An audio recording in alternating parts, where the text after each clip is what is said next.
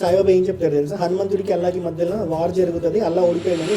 సాయిబాబా చిల్లముట్టలు తాగుతారు కదా, సో సాయిబాబాని సనాతన ధర్మం ఎందుకు పూజించాలి అసలు ఈ విధంగా?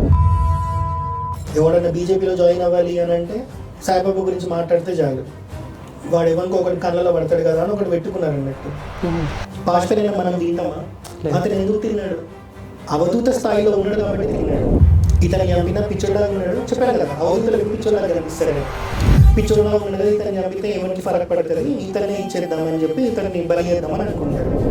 అలా ఇప్పుడు మన హిస్టరీ కానీ చూసి చరిత్ర ప్రకారం కానీ చూసుకుంటే సాయిబాబాకి సాయిబాబా అని పేరు ఎలా వచ్చింది? షిరిడీకి రాకముందు వచ్చిందా, దాని తర్వాత ఇక్కడికి వచ్చిన తర్వాత ఆ పేరు పెట్టారు?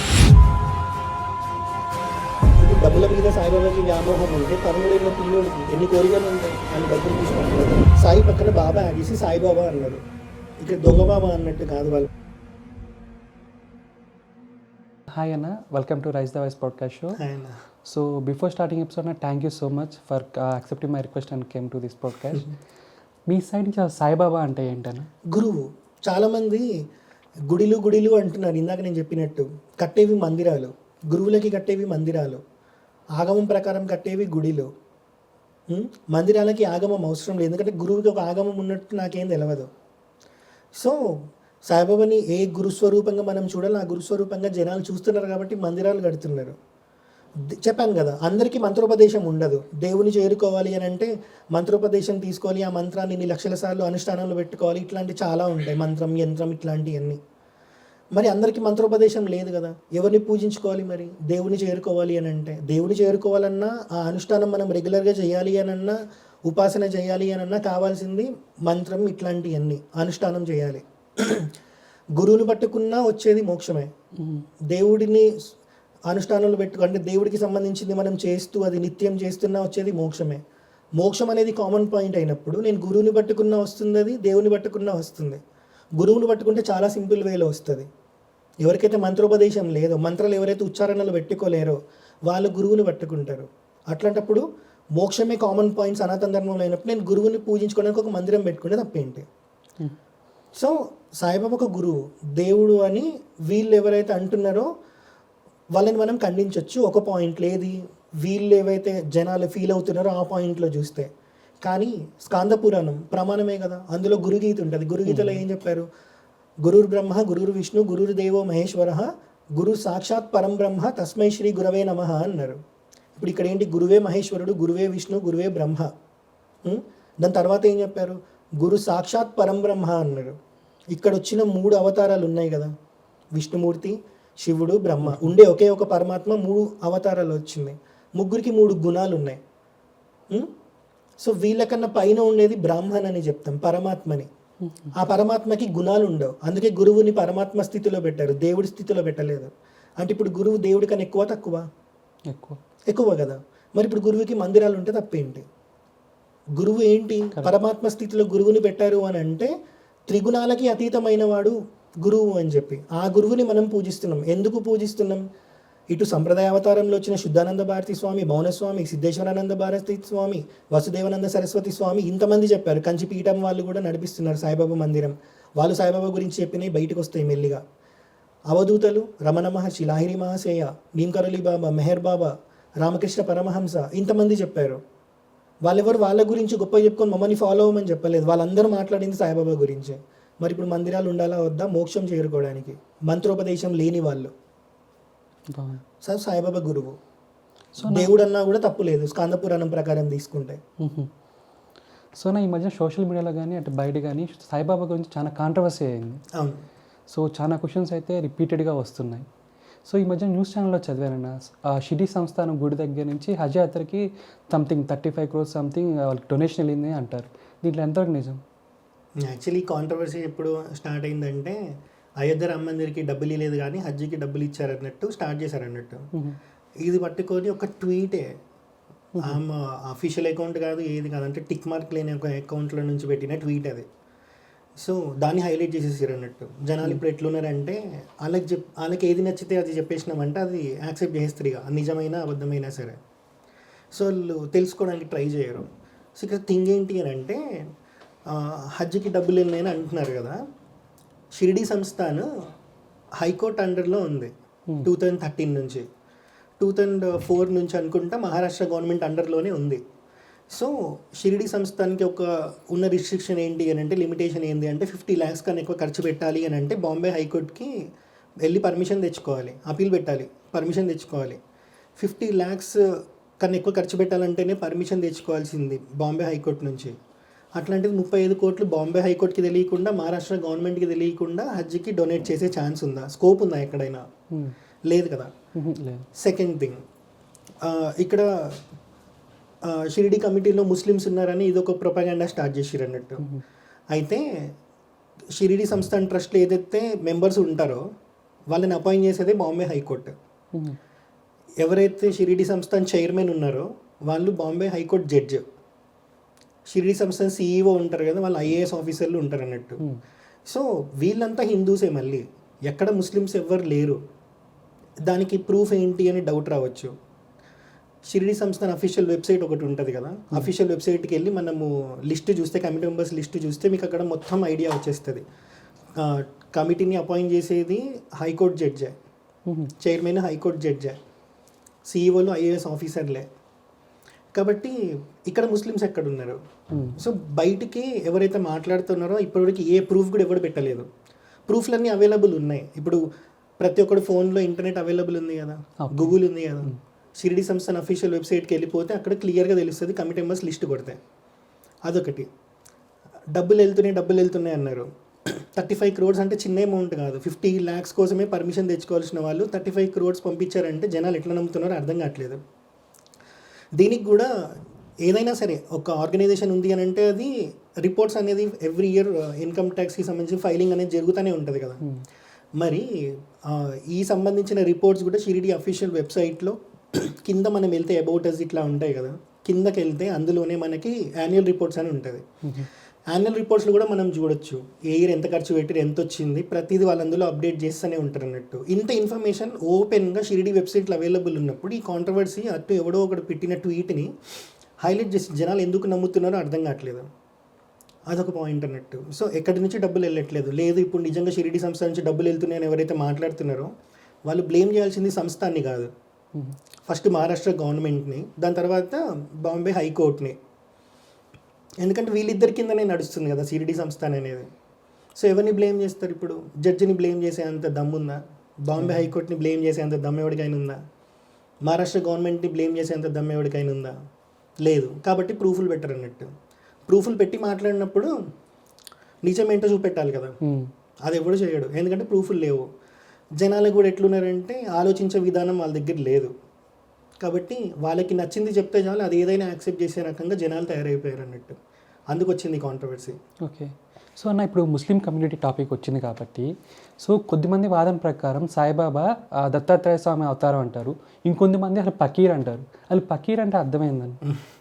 సో ఇప్పుడు ఫకీర్ అనే దానికే అది తీసుకుందాం ఫస్ట్. ఎందుకంటే ఫకీర్ అంటే ముస్లిం అనుకుంటున్నారు చాలామంది. మహారాష్ట్ర నుంచి వచ్చారు సాయిబాబా అనేది అందరికీ తెలుసు కదా. సో ఒక్కొక్క స్టేట్లో ఒక్కొక్క పదానికి ఒక్కొక్క అర్థం ఉంటుంది.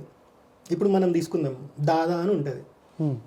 మన తెలుగు స్టేట్స్లో దాదా అంటే ఎవరిని అంటారు? ఓ రౌడీ ఇట్లాంటి వాళ్ళని దాదా అంటారు. వెస్ట్ బెంగాల్కి పోతే దాదా అంటే అన్న అంటారు.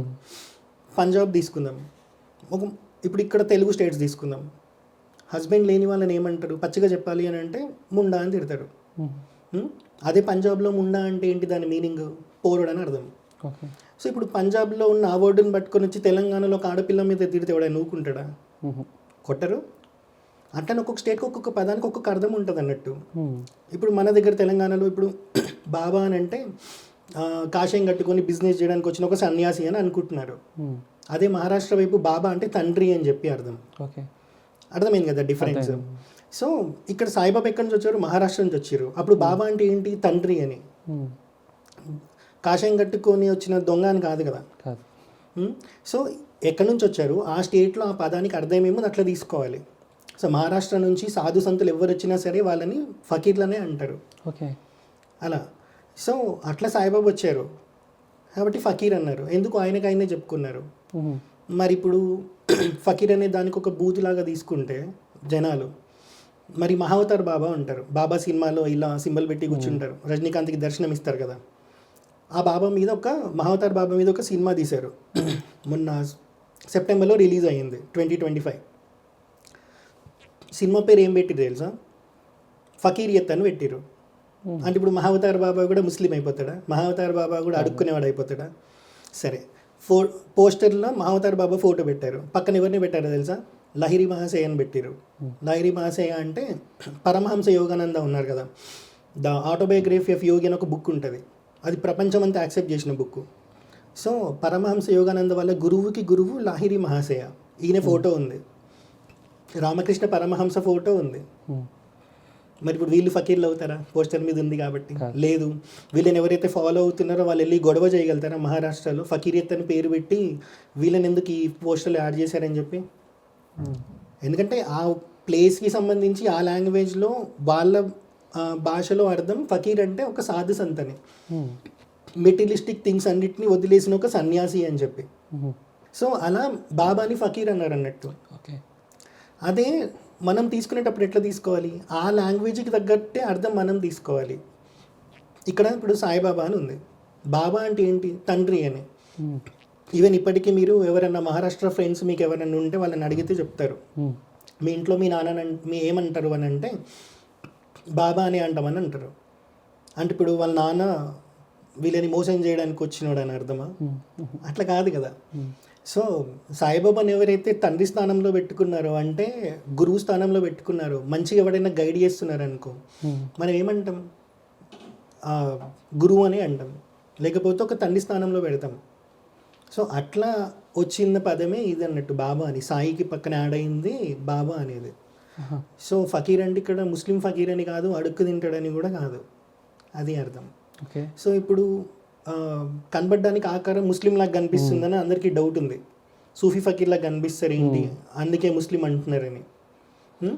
సో మనకి ఆదిశంకరాచార్య పరంపరలో దశనమి సంప్రదాయం అని ఒకటి ఉంటుంది. వాళ్ళకి ఆ పీఠంలో ఎవరైతే ఉంటారో వాళ్ళకి భారతి, సరస్వతి, పూరి ఇట్లా నామధేయాలు ఉంటాయి. ఇప్పుడు కంచి తీసుకున్నా సరే ఆ పీఠాధిపతుల పేర్లు చివరిలో సరస్వతి అని వస్తుంది, శృంగేరి తీసుకుంటే భారతి అని వస్తుంది.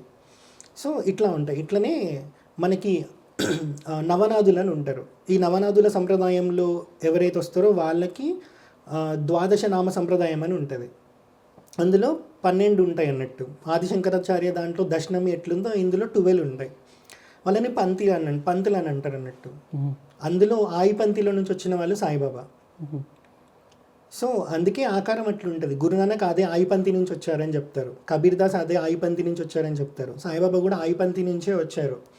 కాబట్టి సాయిబాబా ఆకారం అట్లుంది. సో ఇక్కడ ముస్లిం అని ఎట్లా చెప్తారు? ముస్లిం అని సరే స్కోప్ ఎక్కడైనా మీకు కనిపిస్తుందా ముస్లిం అని చెప్పడానికి ఆయిపంతిలో నుంచి వచ్చినప్పుడు? మళ్ళీ మీకు డౌట్ రావచ్చు, ఇప్పుడు నవనాదులని చెప్తున్నారు మీరు, దాంట్లో సాయిబాబాని ఎట్లా తీసుకోవాలి అని కదా. సో సింపుల్ థింగ్ ఏంటి అని అంటే సాయిబాబా చేతిలో కొన్ని గుర్తులు ఉంటాయి కదా, ఏదైనా ఒక సంప్రదాయం నుంచి వచ్చినప్పుడు. ఇప్పుడు ఆదిశంకరాచార్య సంప్రదాయంలో ఎవరైతే వచ్చారో వాళ్ళకి చేతిలో సత్యదండం ఉంటుంది, సింగిల్ స్టిక్ ఉంటుంది. రామానుజాచార్య పరంపరలో ఇందులో నుంచి వచ్చే వాళ్ళ దగ్గర త్రిదండం ఉంటుంది, 3 స్టిక్స్ ఉంటాయి అందులో. సో అట్లనే ఈ నాథ సంప్రదాయం నుంచి ఎవరైతే వచ్చారు, ఇప్పుడు యోగి ఆదిత్యనాథ్ ఉన్నారు, ఆయన నాథ సంప్రదాయం నుంచి వచ్చిన వాళ్ళు. నార్త్లో నాథ్ సంప్రదాయం చాలా పాపులర్ అన్నట్టు. సో ఈ నవనాథుల చేతిలో ఏ ఉంటాయో సాయిబాబా చేతిలో అవే ఉంటాయి. కంపారిజన్ ఇప్పుడు మీరు చూసే మత్స్యేంద్రనాథ్ ఫోటో ఒకటి మీరు గూగుల్లో ట్రై చేసి చూడండి, నాథ్ సంప్రదాయం వాళ్ళ దాంట్లో మీకు సాయిబాబా చేతిలో సటగా కనిపిస్తుంది, పట్కార లాంటిది ఒకటి ఉంటుంది కదా, అదొకటి కనిపిస్తుంది. చిల్లం గొట్టం ఉంటుంది పొగ తాగడానికి, అది జోలే ఉంటుంది, లోటా ఒకటి ఉంటుంది, చోలకి కమ్మలు కుట్టి ఉంటాయి. సాయిబాబాకి ఇవన్నీ ఉన్నాయి. నవనాథుల ఫోటోలో మీరు చూస్తే కూడా ఇవన్నీ ఉంటాయి అన్నట్టు. సో ఇట్లా తీసుకుంటే సాయిబాబాకి ఈ గుర్తులు చాలు కదా. ఇంకొక పెద్ద గుర్తు ఏంటి అని అంటే నాథ సంప్రదాయంలో ఎవరైతే రిప్రజెంట్ చేస్తారో వాళ్ళ దగ్గర దుని అనేది కామన్గా ఉంటుంది అన్నట్టు. సో సాయిబాబా ఫస్ట్ షిరిడీకి వచ్చినాక పెట్టింది ఏంటి? దునియే కదా. సో ఇన్ని గుర్తులు కనిపిస్తున్నాక ఇక్కడ ముస్లిం ఏ యాంగిల్లో కనిపిస్తున్నాడో నాకు అర్థం కావట్లేదు. సో మళ్ళీ ఇప్పుడు తీసుకుంటే దత్తావతారంలోకి ఎలా వచ్చారు అని అంటారు. ఇప్పుడు నాథ సంప్రదాయం నేను చెప్పినాను కదా, అది దత్తనాథ సంప్రదాయం అని అంటారు దాన్ని. సో దత్తాత్రేయ స్వామికి 16 అవతారాలు ఉన్నాయి. విష్ణుమూర్తికి 10 అవతారాలు ఎట్లున్నాయో అట్లా దత్తాత్రేయ స్వామి 16 అవతారాస్లో వచ్చారన్నట్టు. ఈ 16 అవతారాస్లో 3 అవతారాల పేర్లలో అవధూత అని ఉంటుంది. సో ఇప్పుడు సాయిబాబాని అవధూత స్థితిలో పెడతారు అన్నట్టు, సంప్రదాయంలోకి తీసుకోరు. దత్తావతారాలు వచ్చినప్పుడు 2 రకాలు వస్తాయి. ఒకటి సంప్రదాయ అవతారంగా వస్తుంది, ఒకటి అవధూత అవతారంగా వస్తుంది. సో దత్తాత్రేయ స్వామి 16 అవతారాల్లో 3 అవతారాల పేర్లలో అవధూత అని ఉంటుంది. మాయ ముక్తావధూత, మాయ యుక్తావధూత ఇట్లా ఉంటాయి. సో ఈ అవధూతల సంప్రదాయంలో వచ్చిన వాళ్ళు సాయిబాబా అన్నట్టు. ఓకే అలా అన్న, please correct me if I wrong. ఒక బుక్లో చదివానన్న సాయిబాబా నాన్ వెజ్ తింటారని రాస్తుంది, ఇది నిజమా? ఉంది, అది నిజం కాబట్టే కదా బుక్లో రాస్తారు, ఫస్ట్ పాయింట్. సో ఇప్పుడు షిరిడి సంస్థను యాక్సెప్ట్ చేసిన బుక్ ఒకటి ఉంది. దాని తర్వాత ఎకిరాల భరద్వాజ గారు ఒక బుక్ రాశారు, సాయి లీలామృతం అని చెప్పి. ఓకే. సో ఆ బుక్లో ఉంది, అది అందరూ యాక్సెప్ట్ చేసిర్రు. థింగ్ ఏంటి అని అంటే, ఇప్పుడు దానివల్ల కాంట్రవర్సీ వస్తుంది, నాన్ వెజ్ తినడమే సనాతన ధర్మంలో తప్పు అని అంటే షిరిడి వాళ్ళ బుక్లో అది రాయాల్సిన అవసరమే లేదు, కాంట్రవర్సీ వస్తుంది అన్నప్పుడు. బట్ వాళ్ళంత ధైర్యంగా దాంట్లో రాశారంటే దాని మీనింగ్ ఏంటి, దాని వెనకాల ఉన్న తత్వం మనం అర్థం చేసుకోవాలని దాని మీనింగ్. సో ఇప్పుడు సాయిబాబా దీనికి ఎక్కడ ఆన్సర్ చెప్పలేదు. కానీ ఇప్పుడు మనము తత్వపరంగా తీసుకుందాం, అవతారాల పరంగానే తీసుకుందాం. ఇప్పుడు మనకి వేదం, శాస్త్రం, పురాణం, ప్రమాణం. పురాణంలో తీసుకుందాం, శ్రీమద్ భాగవతం ఉంటుంది. ఇందాక నేనేం చెప్పిన, దత్తాత్రేయ స్వామికి 16 అవతారాలు ఉన్నాయి. అందులో 3 అవతారాల పేర్లు అవధూత అవతారాలు. మళ్ళీ దత్తావతారాలు ఎలా వస్తాయి? సంప్రదాయ అవతారంగా వస్తాయి, అవధూత అవతారంగా వస్తాయి. సంప్రదాయ అవతారం అంటే వాళ్ళు వేదం, శాస్త్రం ఎట్లయితే చెప్పిందో దాన్ని అతిక్రమించకుండానే సంప్రదాయంలో ఉంటారు. అవధూత స్థితిలో ఎవరైతే వచ్చారో వాళ్ళు దాన్ని అతిక్రమించి ఉంటారు అన్నట్టు. ఇప్పుడు సంప్రదాయంకి అవధూత స్థితికి తేడా చూద్దాం. సంప్రదాయ అవతారంలో ఎవరైతే వచ్చారో అంటే ఇప్పుడు పీఠాధిపతులు ఉంటారు, మఠాధిపతులు ఉంటారు, వీళ్ళందరూ ఉంటారు. వాళ్ళకి మనం ఏదైనా క్వశ్చన్ అడగాలి, మన స్థాయికి దిగి వాళ్ళు చెప్పగలుగుతారా? చెప్పలేరు. అదే అవధూత స్థితిలో ఉన్న వాళ్ళు మన స్థాయికి దిగి మనకి ఎలా చెప్తే అర్థమవుతుందో అలా బిహేవ్ చేసి కూడా చూపిస్తారు అన్నట్టు. అది అవధూతల స్థితి. అందుకే ఇప్పుడు పీఠాధిపతులైనా మఠాధిపతులైనా ధర్మం కోసమే కదా, మనకి ధర్మం తెలియాలనే మనకు చెప్తారు. కానీ అవతల వాడికి తీసుకునే తత్వం ఉందా లేదా వాళ్ళకి సంబంధం లేదు. వాళ్ళు చెప్పేది వాళ్ళు చెప్తారు, అర్థం చేసుకునే వాడి విధానం బట్టి ఉంటుంది. కానీ అవధూత స్థితిలో వచ్చిన వాళ్ళు ఎట్లుంటారంటే అవతలోడి స్థాయికి దిగి, అంటే మన స్థాయికి దిగి మనకి ఎలా చెప్పాలో అలానే ఎక్స్ప్లెయిన్ చేస్తారు. అవసరం ఉంటే దాన్ని చేసి మరీ చూపిస్తారు అన్నట్టు. ఇప్పుడు నాకే ధర్మం సంప్రదాయంలో ఉన్న వాళ్ళు చెప్తారు, నాకే ధర్మం అవధూత స్థితిలో ఉన్న వాళ్ళు చెప్తారు. కానీ ఇక్కడ నా స్థాయికి దిగి ఎవరైతే చెప్తారో వాళ్ళు కదా మనకి టాప్ లెవెల్లో పెడతారు. అందుకే అవధూతలని టాప్లో పెడతారు అన్నట్టు సంప్రదాయంలో వచ్చిన వాళ్ళకన్నా. సో ఇందాక ఇక్కడ నేను చెప్పినట్టు దత్తాత్రేయ స్వామికి అవధూత అవతారం అని ఉంది, 3 వచ్చినాయి. అయితే దీనికి రిఫరెన్స్ మనకి శ్రీమద్ భాగవతంలో 10వ స్కందం తర్వాత 11th స్కందంలో ఉంటుంది. దాని తర్వాత మనకి మార్కండేయ పురాణంలో కూడా దీనికి రిఫరెన్సెస్ ఉన్నాయి, అవధూత అవతారం ఎట్లా వస్తుంది అనేది. అయితే ఒక ఆయన యదు మహారాజు మధ్యలో జరుగుతుంది డిస్కషన్. దత్తాత్రేయ స్వామి అవధూత స్థితిలో వచ్చిన దత్తాత్రేయ స్వామికి అడుగుతారు, నువ్వు చూడ్డానికేమో ఇలా ఏం పట్టనట్టే ఉన్నావు, కానీ అన్ని కర్మలు చేస్తున్నావు, చాలా గొప్ప గొప్ప విషయాలు మాట్లాడుతున్నావు, ఆత్మజ్ఞానం వచ్చిన వాళ్ళలాగా మాట్లాడుతున్నావు, నీకు ఇంత జ్ఞానం ఎక్కడికి వెళ్ళి వచ్చిందని. ఇప్పుడు సంప్రదాయంలో వచ్చిన వాళ్ళు ఎక్కడి నుంచి నేర్చుకుంటారు జ్ఞానం? వాళ్ళ గురువుల దగ్గర నుంచి నేర్చుకుంటారు. వాళ్ళ సంప్రదాయం ఏంటి, పద్ధతి ఏంటి, ఇవన్నీ. కానీ ఈ దత్తాత్రేయ స్వామి ఎవరైతే అవధూత స్థితిలో వచ్చారో ఆయన ఏం చెప్తారు తెలుసా? నేను 24 ప్రాణుల నుంచి నేర్చుకున్నా అని చెప్తారు. 24 గురువులు ఉన్నారు నాకు అని చెప్తారు. అందులో పంచభూతాలు ఉంటాయి, ఒక పక్షి ఉంటుంది, మటన్ కొట్టుకునేవాడు ఉంటాడా, మాంసం కొట్టుకునేవాడు, వాడిని కూడా గురుస్థానంలో పెడతారు అన్నట్టు. అంటే వీళ్ళు ఆలోచించండి అవధూత స్థితి ఎట్లా ఉంటుంది. సో వీళ్ళు ప్రపంచంలో ప్రతి అణువులో నుంచి జ్ఞానం పొందుతారు.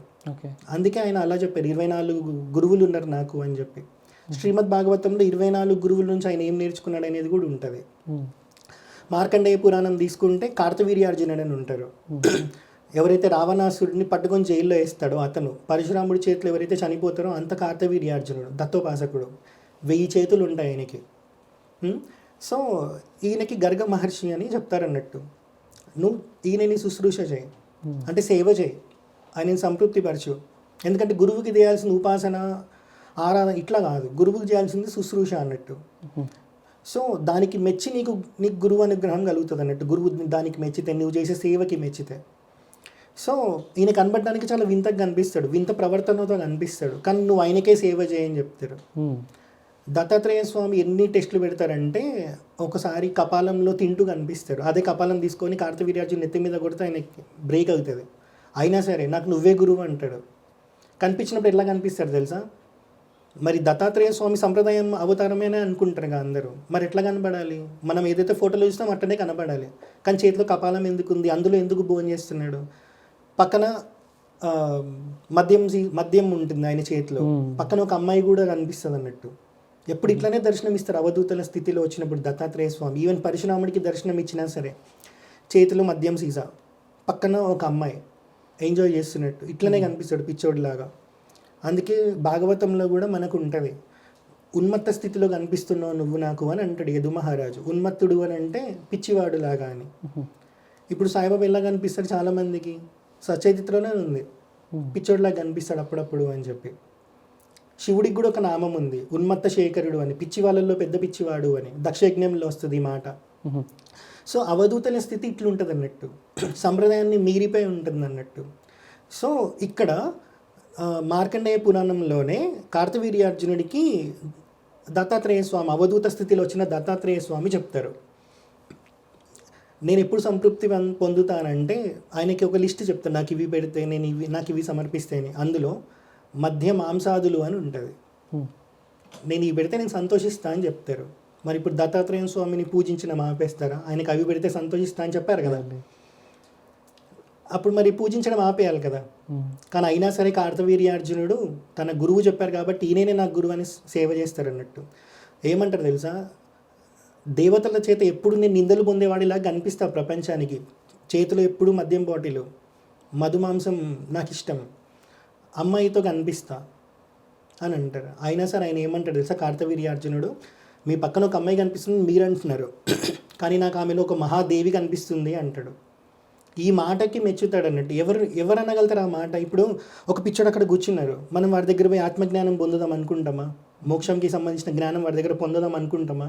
అనుకోము. కానీ ఆడి దగ్గర ఉంటుంది మోక్షానికి పొందే జ్ఞానం ఏది కావాలో అది. మనం ఏమనుకుంటాం? ఎవడైతే బొట్టు పెట్టుకొని వస్తాడో, కాషాయం కట్టుకుంటాడో, చేతిలో ఒక స్టిక్ పట్టుకుంటాడో వాళ్ళ దగ్గరే మొత్తం జ్ఞానం వస్తుందేమో వాళ్ళని పట్టుకుంటాం. వాళ్ళే కదా సగం నాశనం పట్టించే దొంగ స్వాముల్లాగా వచ్చి. సో శృంగేరి ఆస్థాన పండితులు ఉంటారు మల్లాది వారు, ఆయన చెప్తారు గజానన్ మహారాజ్ ఎప్పుడు గంజాయి తాగుతూ కనిపిస్తాడు. సాయిబాబా ఎప్పుడు 2 రూపాయలు అడుగుతాడు, శ్రద్ధాసబూరి ఇవ్వమని అడుగుతాడు. వీళ్ళ దగ్గరికి మనం పోము, ఎందుకంటే పిచ్చోళ్ళలాగా కనిపిస్తారు కాబట్టి. అదే నాలాగా ఎవరైనా బొట్టు పెట్టుకొని, కాషాయం కట్టుకొని, మంచి కండువ వేసుకొని, ప్రవచన పీఠం మీద దండేసుకొని కూర్చుంటే మాత్రం నా దగ్గరికి వస్తారు ఏదో నేర్చుకోవడానికి. సో ఎవరైతే పిచ్చోళ్ళలాగా కనిపిస్తారో ఆ పిచ్చోళ్ళ దగ్గరికే మనం వెళ్ళాలి. ఎప్పుడు వెళ్తాము? ఆ పిచ్చి ఏంటో మనకు అర్థమైనప్పుడు వెళ్తాం. సో అందుకే ఇప్పుడు సాయిబాబా నాన్ వెజ్ తిన్నారంటే, ఇప్పుడు దత్తాత్రేయ స్వామి మార్కండేయ పురాణం ఎవరు రాశారు? వ్యాసుడు రాశారు. మరి మార్కండేయ పురాణంలో వ్యాసుడు రాశారు కదా నాన్ వెజ్ తిన్నారని. నాన్ వెజ్ అనేక సమర్పిస్తే ఆయనకి నచ్చుతుందని దత్తాత్రేయ స్వామి చెప్పినట్టు. మరి ఇప్పుడు మార్కండేయ పురాణంని కూడా కాదందామా, దత్తాత్రేయ స్వామిని పూజించడం ఆపేద్దామా? సో ఇక్కడ అవధూత అనే పదం తీసుకొని వచ్చి సాయిబాబాకి లింక్ చేస్తే సాయిబాబా ఎందుకు దత్తావతారంలో వచ్చారో మీకు కనిపిస్తుంది. అవధూతల స్థితి ఎట్లా చూడాలి అని అంటే తత్వం పరంగా చూడాలి, గురువుని తత్వం పరంగా చూడాలి, అవతార ప్రయోజనంగా చూడొద్దు. ఇప్పుడు ఆదిశంకరాచార్య వచ్చారు, ఆయన అవతార ప్రయోజనం వైపు మనం చూడాలి. గురువుని తీసుకున్నప్పుడు, అవధూతని తీసుకున్నప్పుడు తత్వం పరంగా చూడాలి. ఈ తత్వం పురాణ ఇతిహాసాలు ఎక్కడైనా మ్యాచ్ అవుతుందా, దీనికి రిఫరెన్సెస్ ఏమైనా ఉన్నాయా, దీన్ని లింక్ చేసుకుని నేను మనం గురువులాగా పెట్టుకోవడానికి అని. అలా పెట్టుకున్న వాళ్ళే సాయిబాబాకి ఇంకా భక్తుల్లాగా ఉన్నారు వదిలిపోకుండా. అన్న ఇప్పుడు సాయిబాబా అవధూత అన్నప్పుడు సాయిబాబా ఎక్కువగా అల్లా మాలిక్, సబ్కా మాలిక్ ఏక్ అంటారు, మళ్ళీ హిందూ దేవాలయాన్ని పూజలు చేస్తారు. ఇది ఎంతవరకు కరెక్ట్ అంటారు? సో ఇప్పుడు చాలామందికి ఉన్న కాంట్రవర్సీ ఇంకొకటి ఏంటంటే సాయిబాబాని ముస్లిం అనడానికి అల్లా మాలిక్ అంటాడు అని. సాయిబాబా ఎట్లా తెలుసా, ఆయన ఏదైతే చేశాడో చాలా అవలీలగా చేసుకుంటూ వెళ్ళిపోయారు అన్నట్టు. నేను ఇది ఎందుకు చేస్తున్నాను ఆయన ఎప్పుడు చెప్పలేదు. ఎందుకు? ఇప్పుడు గురువు ఉన్నారు, నువ్వు అడిగితే చెప్తారా? నేను ఇది ఎందుకు చేస్తున్నాను ఆయనే నీకు కూర్చోబెట్టి టైంపాస్ అయితే లేదు నీకు చెప్తుందా అని చెప్తారా? అడిగితేనే చెప్తారు. భగవద్గీతలో శ్లోకం ఉంటుంది, తద్విత్తి ప్రణిపాతైన పరిప్రశ్నేని సేవయ ఉపదేక్షంతితే జ్ఞానం జ్ఞానిన అస్తత్వ దర్శన అని ఉంటుంది. ఇక్కడ ఏముంది? చాప్టర్ 4 34th శ్లోకం అనుకుంటా. తద్విత్తి ప్రణిపాతైన పరిప్రశ్నేన సేవయ అని ఉంది. పరిప్రశ్న అని ఒక వర్డ్ వచ్చింది, దానికన్నా ముందు ప్రణిపాతేనా అని ఉంది. ప్రణిపాతం అంటే మనని మనం సమర్పించుకోవడం. ఇట్లా సాష్టాంగం ఎలా చేస్తాం, అలా మొత్తం సమర్పించుకోవాలి గురువుకి. సమర్పించుకొని భక్తితో క్వశ్చన్ చేయడం పరిప్రశ్న అన్నట్టు. ప్రశ్న ఉంది, పరి ఉంది. మనం ఏమంటాం నార్మల్గా, ప్రశ్నించు అంటాం. ప్రశ్నించడం ఎట్లా ప్రశ్నిస్తారంటే, ఇప్పుడు సోషల్ మీడియాలో ఎట్లయితే మనం చూస్తున్నాం ప్రతిదాన్ని ప్రశ్నించడం, అది కాదు భక్తితో క్వశ్చన్ చేయడం. అది ఈగోతో క్వశ్చన్ చేయడం. పరిప్రశ్న అంటే భక్తితో క్వశ్చన్ చేయడం. అందుకే ముందేం రాసిర్రు, నిన్ను ప్రణిపాతం చేసుకున్నాక దాని తర్వాత పరిప్రశ్న చేయమని రాసిర్రు, భక్తితో క్వశ్చన్ చేయమని రాసిర్రు. అప్పుడే కదా గురువులు సమాధానం చెప్తారు. సో ఇక్కడ సాయిబాబాని ఎవరు అడగలే, నువ్వు అల్లామాలికి ఎందుకు అంటున్నావు, దానికి మీనింగ్ ఏంటి, పూజించేది మేమే హిందువులను పూజిస్తున్నాం, ఇప్పటికీ నీకు ముస్లిం ఫాలోవర్స్ తక్కువ అని ఎవరైనా అడిగింటే ఆయన ఆన్సర్ చెప్పేవాడేమో. కానీ ఎవరు అట్లా అడగలేదు, వాళ్ళకి అది అవసరం లేదు కాబట్టి అడగలేదు. సెకండ్ థింగ్, వాళ్ళకి ఎందుకు అంటాడో కూడా తెలుసు కాబట్టి అడగలేదు అనుకుంటా, ఈ పాయింట్. అయితే ఇక్కడ సాయిబాబా ఏదైతే అవలీలుగా చేసుకుంటూ వెళ్ళిపోయారో, దీని గురించి సాయిబాబా ఇక్కడ రాయలే. కానీ సాయిబాబా ఎవరినైతే కలుసుకున్నారో, లాహిరి మహాశయ అని ఇందాక చెప్పాను కదా, పరమహంస యోగానందకి గురువుకి గురువు. పరమహంస యోగానందం ఎవడు కాదన్నాడు, ఎందుకంటే ఆ బుక్ అంత ఆథెంటిక్, ఆయన కూడా అంత ఆథెంటిక్. శిష్యుడే అంత ఆథెంటిక్ అయితే గురువే స్థానంలో ఉంటాడు. అండ్ లాహిరి మహాశయ 26 డైరీస్ రాశారు. 26 డైరీస్లో ఒక డైరీ పేరు క్రియాయోగము మరియు అద్వైతవాదము అని ఉంటుంది. ఇక్కడ ఏమని ఉంది, అద్వైతవాదము అని ఉంది, క్రియాయోగము అని ఉంది. ఈ బుక్లో సాయిబాబా అల్లామాలికి ఎందుకు అంటాడో రాశాడు ఆయన. సాయిబాబా చెప్పింది ఏం రాశారనంటే, దంపర్ దమ్ అల్లా దమ్కే పరే జోదం హాయిసో అల్లా యానే స్థిర్ఘర్ అని చెప్పి. ఇదేం బుక్, క్రియాయోగం మరియు అద్వైతవాదము. అద్వైతవాదంలో అల్లా ఎందుకు వచ్చిందని ఎవరైనా క్వశ్చన్ చేస్తారా? లాహిరి మహాశయని క్వశ్చన్ చేసే దమ్ము ఉంది ఎవరికైనా? సాయిబాబా అంటున్నారు కదా, లాహిరి మహాశయని ఎవరైనా క్వశ్చన్ చేస్తారా? మరి బుక్ పేరు క్రియాయోగం మరియు అద్వైతవాదము. ఇందులో ఏం రాశారు తెలుసా, ప్రశ్వాసల పద్ధతి, లైక్ ఇన్హేల్ ఎగ్జేల్ అంటాం కదా, ఊపిరి తీయడం వదలడం. ఈ ప్రాసెస్లో ఇది క్రియాయోగంలో ఒక పద్ధతిలో చెప్తారు. ఈ ఊపిరి పీల్చడం వదలడం, ఇది ప్రాణకర్మ ద్వారా మనం ఎప్పుడైతే ఇలా బంధిస్తామో, ఆ బంధించిన టైంలో వచ్చే దమ్ము అంటే అవస్థ స్థితి ఒకటి ఉంటుంది. సడన్గా ఊపిరి ఆపేసినప్పుడు ఒక టైప్ ఆఫ్ మైన్యూట్ సెకండ్స్ ఉంటుంది. ఆ స్థితి పేరు అల్లా అని చెప్తారు అన్నట్టు ఆయన. ఇక్కడ ఇప్పుడు క్రియాయోగం అనేది ముస్లిం ఎప్పుడైనా చేశారా? అష్టాంగ యోగాలు ముస్లిమ్స్ ఎప్పుడైనా ఫాలో అవుతారా? వాళ్ళు ఎంతసేపు జన్నత్కి వెళ్ళాలి, ఇది చేస్తే జన్నత్కి వెళ్తామని అనుకుంటారు. యోగ మార్గంలో జన్నత్కి వెళ్ళిన ముస్లిం ఎవరైనా ఉన్నాడా? ప్రాణకర్మ ద్వారా ఊపిరిని ఆపేసి ఆ స్థాయికి మోక్ష సాధన చేసిన వాడు ఎవడైనా ఉన్నాడా? లేదు. మరి ఇప్పుడు లాహిరి మహాశయ ఇక్కడ రాశారు, దంపర్దం వల్ల దమ్కే పరే జోదం హాయిసో వల్ల అనే స్థిరఘర్ అని చెప్పి. ఆ స్థిరగృహం ఏదైతే ఉంటుందో, ప్రాణకర్మ ద్వారా ఊపిరి ఇలా నిలిపివేసినప్పుడు ఆ స్థిరగృహం పేరే అల్లా లేకపోతే గాడ్ అని రాశారు ఆయన. సో ఇక్కడతో ఆపేశారా? మరి ఈ క్రియాయోగము మరియు అద్వైతవాదం అనే బుక్లో దీని తర్వాత ఏం రాశారు తెలుసా? ఈ దమ్ము లేని భేదాన్ని ఎవరైతే చూస్తారో వాళ్ళు అద్వైత స్థితిలో ఉన్నట్టు అని చెప్తారు. కానీ ప్రపంచం అంతా ఇప్పుడు ద్వైతంలోనే ఉంది. ప్రతి దాంట్లో తేడా చూస్తుంది, నువ్వు నేను, నాది నీది అనే తేడా చూస్తుంది. కాబట్టి ఇంకొకటి దానికి తోడు ఇప్పుడు ఈ సంప్రదాయాలు ఒకటి యాడ్ అవ్వడం వల్ల అందరూ ద్వైతంలోనే ఉండిపోయారు, అద్వైతంలోకి ఎవరు రావట్లేదు. అది ఆయననే రాశారన్నట్టు ఆ బుక్లో. దాని తర్వాత వెళ్ళినప్పుడు ఇది 256, 257 పేజ్లో ఏమో ఉంటుంది. 301, 300 పేజ్లో ఏం రాశారు తెలుసా? తులసిదాస్ ఇలా చెప్పారని రాశారు అన్నట్టు. ఏమని అని అంటే, గురువు అనేవాడు ఈ స్థాయిలోకి వెళ్ళిపోయిన గురువు ఎట్లా ఉంటారంటే, ప్రాణం ఉండదు కానీ అన్నింటినీ చూస్తూ ఉంటాడు, కాళ్ళు ఉండవు కానీ నడుస్తూ ఉంటాడు, ఊపిరి తీసుకోవడానికి దేహం ఉండదు కానీ ఊపిరి తీసుకుంటూ ఉంటాడు. లైక్ ఇలా మొత్తం రాశాడు. దీని తర్వాత ఏం రాశాడు తెలుసా? తుమ్ కభీ మత్ చోడో ఉస్ సాయికో జబ్ తక్ నామి లేవో ఏ ఆపుకో అని రాశారు.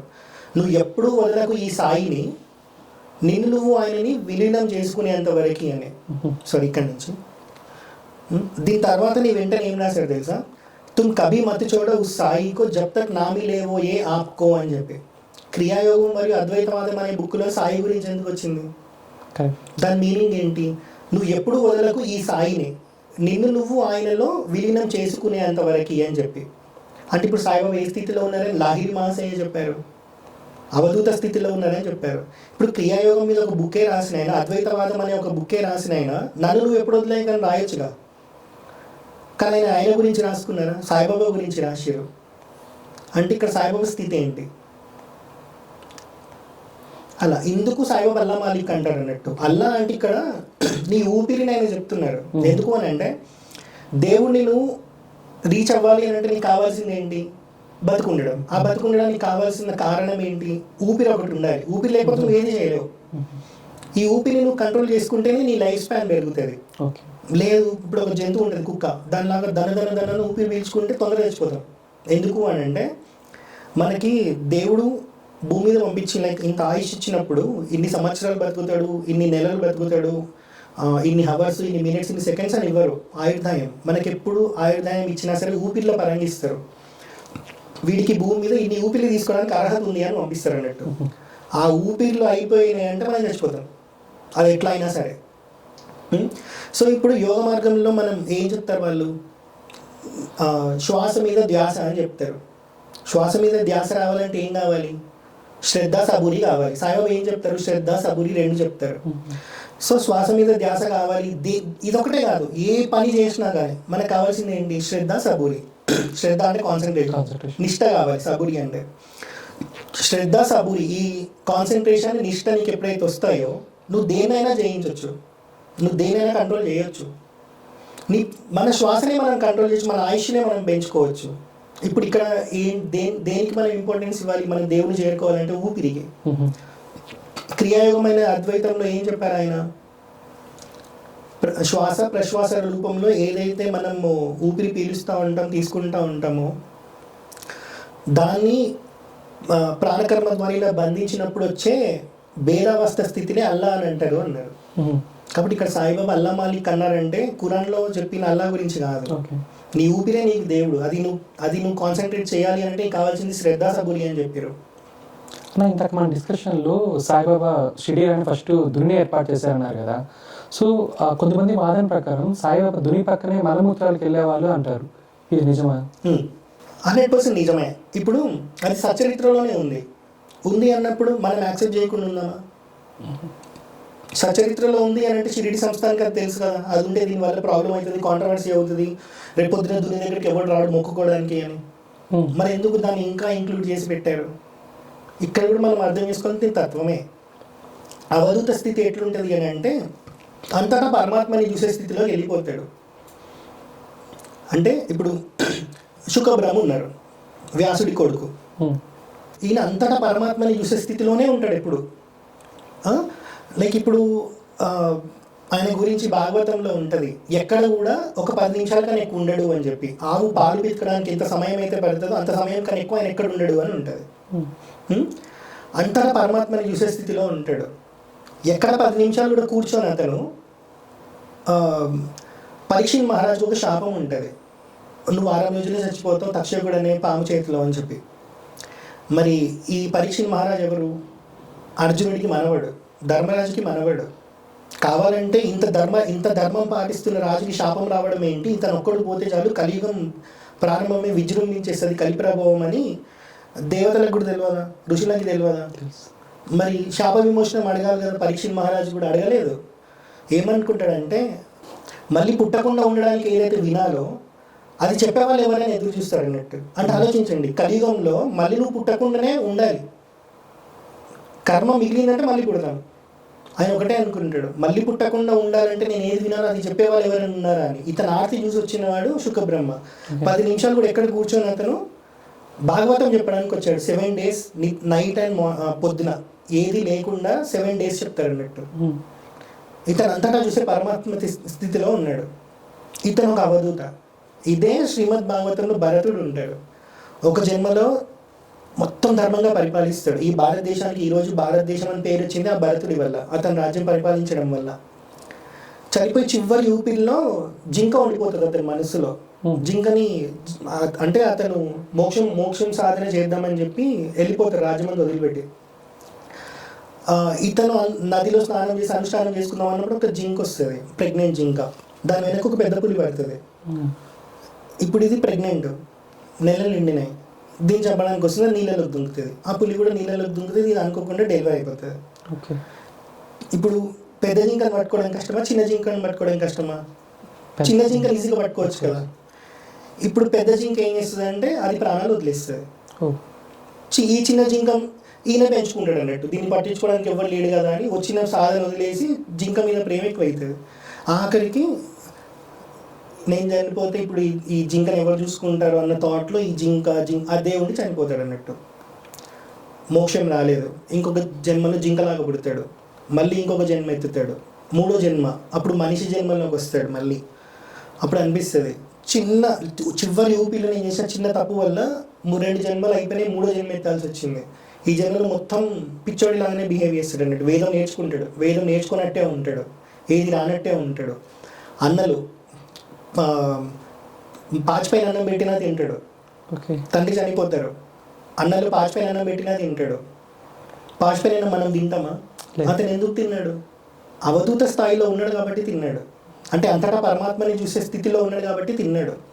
ఇతని ఎగ్జాంపుల్గా తీసుకుంటే ఒక రోజు వెళ్ళి ఒక గుడిలో కూర్చుంటాడు. మామూలుగానే అటు ఇటు వాళ్ళు ఎట్లుంటారంటే పిచ్చోళ్ళ. ఇప్పుడు సాయిబాబు కూడా మనం చూస్తే ఇలా చేయలాడిస్తూ అది అనిపిస్తూ ఉంటారు కదా, అదే స్థితిలో ఉంటాడు అన్నట్టు. ఒక గుడిలోకి వెళ్ళి కూర్చుంటాడు. ఓ 2 అన్నదమ్ములకు ఒకరు చెప్తారు. ఏమని చెప్తారంటే, మీరు నలబలి ఇస్తే మీకు మంచి జరుగుతుంది అని చెప్పి. చచ్చిపోవడానికి ఒక మనిషి ఎవరు దొరుకుతాడు రెడీగా? ఎవరు దొరకడు. అంటే అలా ఊరంతా ఎదుగుతుంటే ఇతను ఒక గుడిలో కూర్చొని కనిపిస్తాడు. ఇతను చంపిన పిచ్చోళ్ళలాగా ఉన్నాడు. చెప్పాను కదా, అవధూతలు ఎప్పుడు పిచ్చోళ్ళలాగా కనిపిస్తారని. పిచ్చోళ్ళలాగా ఉన్నాడు కదా, ఇతను చంపితే ఎవరికి ఫరక్ పడుతుంది, ఇతన్నే ఇచ్చేద్దామని చెప్పి ఇతన్ని బలి చేద్దామని అనుకుంటారు.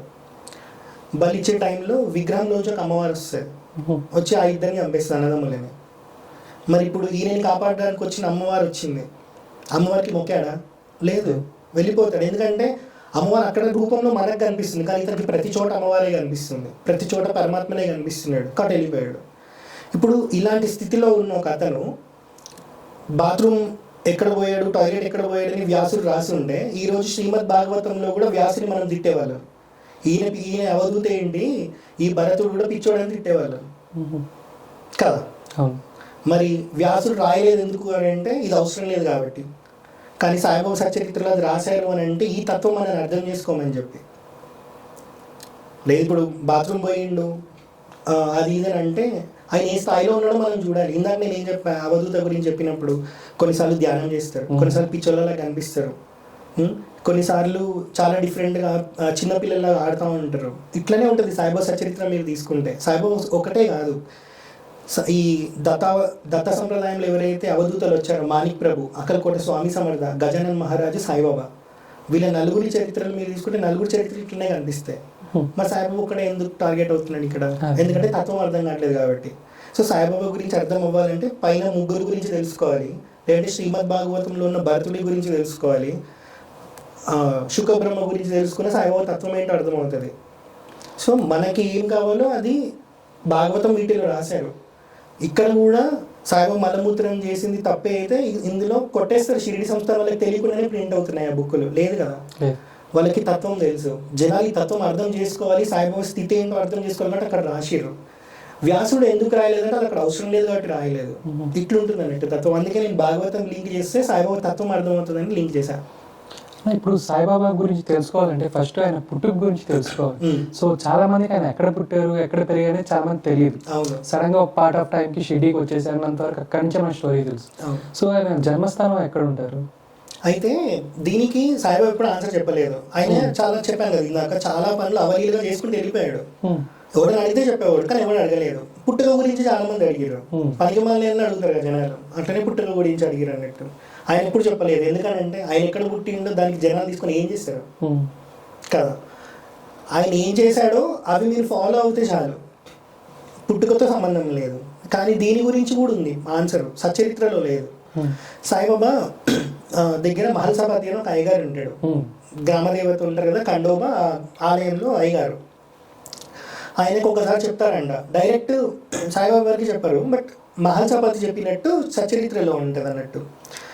ఈయన గురువు పేరు వెంకుస అని నాకు ఒకసారి చెప్పారు అని చెప్పి. ఈ వెంకుస గురించి మళ్ళీ సాయిబాబా సచరిత్రలో లేదు. ఈ వెంకుస గురించి ఎక్కడుంది అని అంటే తమిళనాడుకి సంబంధించిన శుద్ధానంద భారతీ స్వామి అని ఉంటారు, ఆయన ఆటోబయోగ్రఫీలో వెంకుస గురించి ఉంది. సో ఇప్పుడు పుట్టుకనే ఎగ్జాంపుల్ తీసుకుంటే ఈ వెంకుసకి ఈ వెంకుస పేరు యాక్చువల్లీ వెంకటేశ్వర స్వామి భక్తుడు. ఈ వెంకుసాకి ఒకసారి దివ్య దర్శనంలో చెప్తారు అనుకోండి, నీ దగ్గరకు ఒక రోజు కబీర్ దాస్ లాంటి పిల్లోడు వస్తాడు అని చెప్పి. సరే అనుకుంటారు. ఒకరోజు ఏమవుతుందంటే ఒక ముస్లిం ఆమె హస్బెండ్ చనిపోయి ఉంటాడు, వాళ్ళ హస్బెండ్ సూఫీ సాంగ్స్ పాడుతూ ఉంటాడు, లైక్ సూఫీ ముస్లిం అన్నట్టు, కబీర్ దాస్ దోహలు పాడుతూ ఉంటాడు. అయితే వీళ్ళకి ఒక బ్రాహ్మణ కుటుంబం వాళ్ళు ఒక పిల్లోని వీళ్ళకి అప్పచెప్తారు అన్నట్టు. ఇప్పుడు కొన్ని రోజులు పెంచుకుంటారు, హస్బెండ్ చనిపోయింది. ఇప్పుడు ఈ పిల్లోడి బాధ్యత చూసుకోవాలి ఒక ఆడదానికి అంటే ఇప్పటే కష్టం. ఆ కాలంలో ఎలా ఉండేది, ఒకరికి భోజనం దొరకాలనే కష్టం, అట్లాంటిది ఇంకొక పిల్లోని కూడా మెయింటైన్ చేయాలి కదా.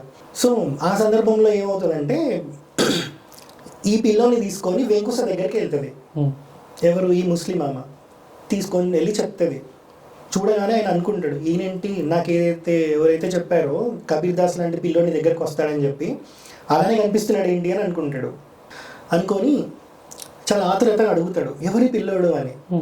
అప్పుడు ఆమె చెప్తుంది, మాకు ఒక బ్రాహ్మణ కుటుంబంలో ఉన్న ఒక వైఫ్ అండ్ హస్బెండ్ వాళ్ళ పిల్లోడిని మాకు ఇచ్చారు, మేము కొనలు పెంచుకున్నాం, మా హస్బెండ్ చనిపోయారు కాబట్టి ఇప్పుడు ఈ పిల్లోని మీకు ఇస్తున్నా అని చెప్తే, ఇప్పుడు సాయిబాబా హిందువా ముస్లిమా పుట్టుకతో? బ్రాహ్మణే కదా. మనకి సచరిత్రలో లేదు కాబట్టి అందరు ముస్లిం అంటున్నారు. కానీ శుద్ధానంద భారతి స్వామి చరిత్ర మనం తీసుకుంటే వెంకుస గురించింది. వెంకుస దగ్గరికి బాబు ఎలా వచ్చారో చెప్తారు. తన గురువు అని సాయిబాబాని చెప్తారు. ఇప్పటికీ షిరిడి సమాధి మందిలో బయటకు వచ్చేటప్పుడు లేండిబాగ్ పక్కన మనకి నందదీప్ అని ఒకటి ఉంటుంది. అక్కడే సాయిబాబా 16 years పిల్లోడిలాగా ప్రకటమైనట్టుగా అనిపిస్తుంది అన్నట్టు. అక్కడ తవ్వితే రుద్రాక్షమాల 4 దీపాలు వెలిగి ఉంటాయి. ఇది నా గురుస్థానం అని చెప్తారు సాయిబాబా. నా గురువే నాకు ఇటుక ఇచ్చారని చెప్తారు, నా ప్రాణం ఇటుకలో ఉంది అని చెప్తారు. ఆ ఇటుక విరిగిన రోజే కదా సాయిబాబా సమాధి అయ్యింది. సో ఇక్కడ పుట్టుక తీసుకుంటే శుద్ధానంద భారతి స్వామి వారి చరిత్ర ప్రకారం సాయిబాబా బ్రాహ్మణ కుటుంబంలో పుట్టారు కదా. పెరిగింది ఎవరి దగ్గర? మరి చాలా రోజులు పెరిగారంటే అట్లా కూడా ఏం లేదు, కొన్ని రోజులు మాత్రమే పెరిగారు. మళ్ళీ తీసుకొని వచ్చి బ్రాహ్మణ పిల్లోడు అని చెప్పి వెంకుస కప్ప చెప్పింది. దాని తర్వాత ఆయన తపస్సు చేశారు, దీపాలు వెలిగించారు, రుద్రాక్షలు ఉన్నాయి. ఇన్ని సరిపోవా సాయిబాబా హిందూ అని చెప్పడానికి? అలా అన్న ఇప్పుడు మన హిస్టరీ కానీ చరిత్ర ప్రకారం కానీ చూసుకుంటే సాయిబాబాకి సాయిబాబా అని పేరు ఎలా వచ్చింది? అంటే షిరిడీకి రాకముందు వచ్చిందా, దాని తర్వాత ఇక్కడికి వచ్చిన తర్వాత పేరు పెట్టారు? అయితే సచరిత్ర ప్రకారం మనం తీసుకుంటే సాయిబాబా షిరిడీలోకి వచ్చే ముందు అంటే చాందపాటిల పెళ్లి బృందంతో వచ్చి షిరిడీలో దిగిపోతారు. సో అక్కడ మహల్సాపతి అని ఒక అయ్యగారు ఉంటాడు, ఖండోబా గుడి దగ్గర సాయిబాబా నించుంటారు బయటకు వచ్చి. సో అప్పుడు కబీర్ దాస్ దోహలు చదువుతూ ఉంటారు మహల్సాపతి. ఈయనని చూసి ఆవో సాయి అని అంటారు. ఇది సచరిత్రలో ఉంది. చాలామంది ఏమనుకుంటారంటే ఇక్కడ నుంచి సాయి అనే పదం వాడుకలోకి వచ్చింది, అప్పటి వరకు ఆయనకి ఒక పేరు లేదు, ఫకీర్ అన్న ఏది పిలిచినా పలికేవాడు అని అనుకుంటుంటారు. కానీ ఇది జరిగింది ఎప్పుడంటే ఒక 20 years ఏమో సాయిబాబాకు ఉన్నప్పుడు రఫ్గా. ఎందుకనంటే సచరిత్ర ప్రకారం 16 years పిల్లోడిలాగా సాయిబాబా ఒక వేప చెట్టు కింద ప్రకటమైనట్టుగా అనిపిస్తారు. దాని తర్వాత ఆయన వెళ్ళిపోతారు అక్కడి నుంచి. దీనికన్నా ముందు అంటే 13 years పిల్లోడిలాగా, అంటే 16 yearsలో షిరిడీలో ఉన్నప్పుడు, అంతకన్నా ముందు 13 ఏళ్ళు ఉన్నప్పుడు ఏం జరుగుతుందో చెప్తాను. సో 13 years ఏజ్ ఉన్నప్పుడే మాణిప్రభు సంస్థానికి వెళ్తాడు. మాణిప్రభు సంస్థానం ఇక్కడ బీదర్ దగ్గర హున్నాబాద్ అని ఉంటుంది, దత్తపంచకం అని ఉంటుంది. ఆ దత్తపంచకంలో శ్రీపాద శ్రీవల్లభ నృసింహ సరస్వతి స్వామి, తర్వాత మాణిక్ ప్రభు, తర్వాత అకల్కోటి స్వామి సమర్థ, తర్వాత సాయిబాబా. ఈ ముగ్గురు ఉన్నారు కదా, మాణిక్ ప్రభు, అకల్కోటి స్వామి సమర్థ, సాయిబాబా, ముగ్గురు ఒకటి టైం లైన్లో ఉన్నవాళ్ళు అన్నట్టు. అయితే మాణిక్ ప్రభు సంస్థాన చరిత్ర మనం తీసుకుంటే అక్కడ దాని ప్రకారం ఏముందంటే సాయిబాబాకి 13 years of ఏజ్ ఉన్నప్పుడే మాణిక్ ప్రభుని కలుసుకున్నట్టు. మాణిక్ ప్రభు దత్తావతారమే, సేమ్ సాయిబాబా ఎట్లయితే అట్లనే. సో ఇక్కడ 13 years పిల్లోడిలాగా మాణిక్ ప్రభుని కలిసినప్పుడు ఆయన ఏం చేస్తారంటే, ఆయన ఒక దగ్గర ఒక లోటా ఉంటుంది, భిక్ష అడుక్కోవడానికి భిక్ష పాత్ర ఉంటుంది కదా, ఆ లోట మాణిక్ ప్రభుకి ఇస్తారు. ఇచ్చి ఈ లోటాని ఫుల్ చేసి ఇవ్వండి అని అంటాడు సాయిబాబా. 13 years పిల్లోడు. మాణిక్ ప్రభు ఏం చేస్తారంటే తీసుకొని తాత్యా మహారాజుని తన కింద ఎవరైతే ఉంటారో ఆయనకి ఇస్తారు అన్నట్టు. అయినప్పుడు ఒక స్పిరిచువల్ డిబేట్ ఒకటి నడుస్తూ ఉంటుంది, ఫుల్ హీటెడ్ డిబేట్ ఉంటుంది.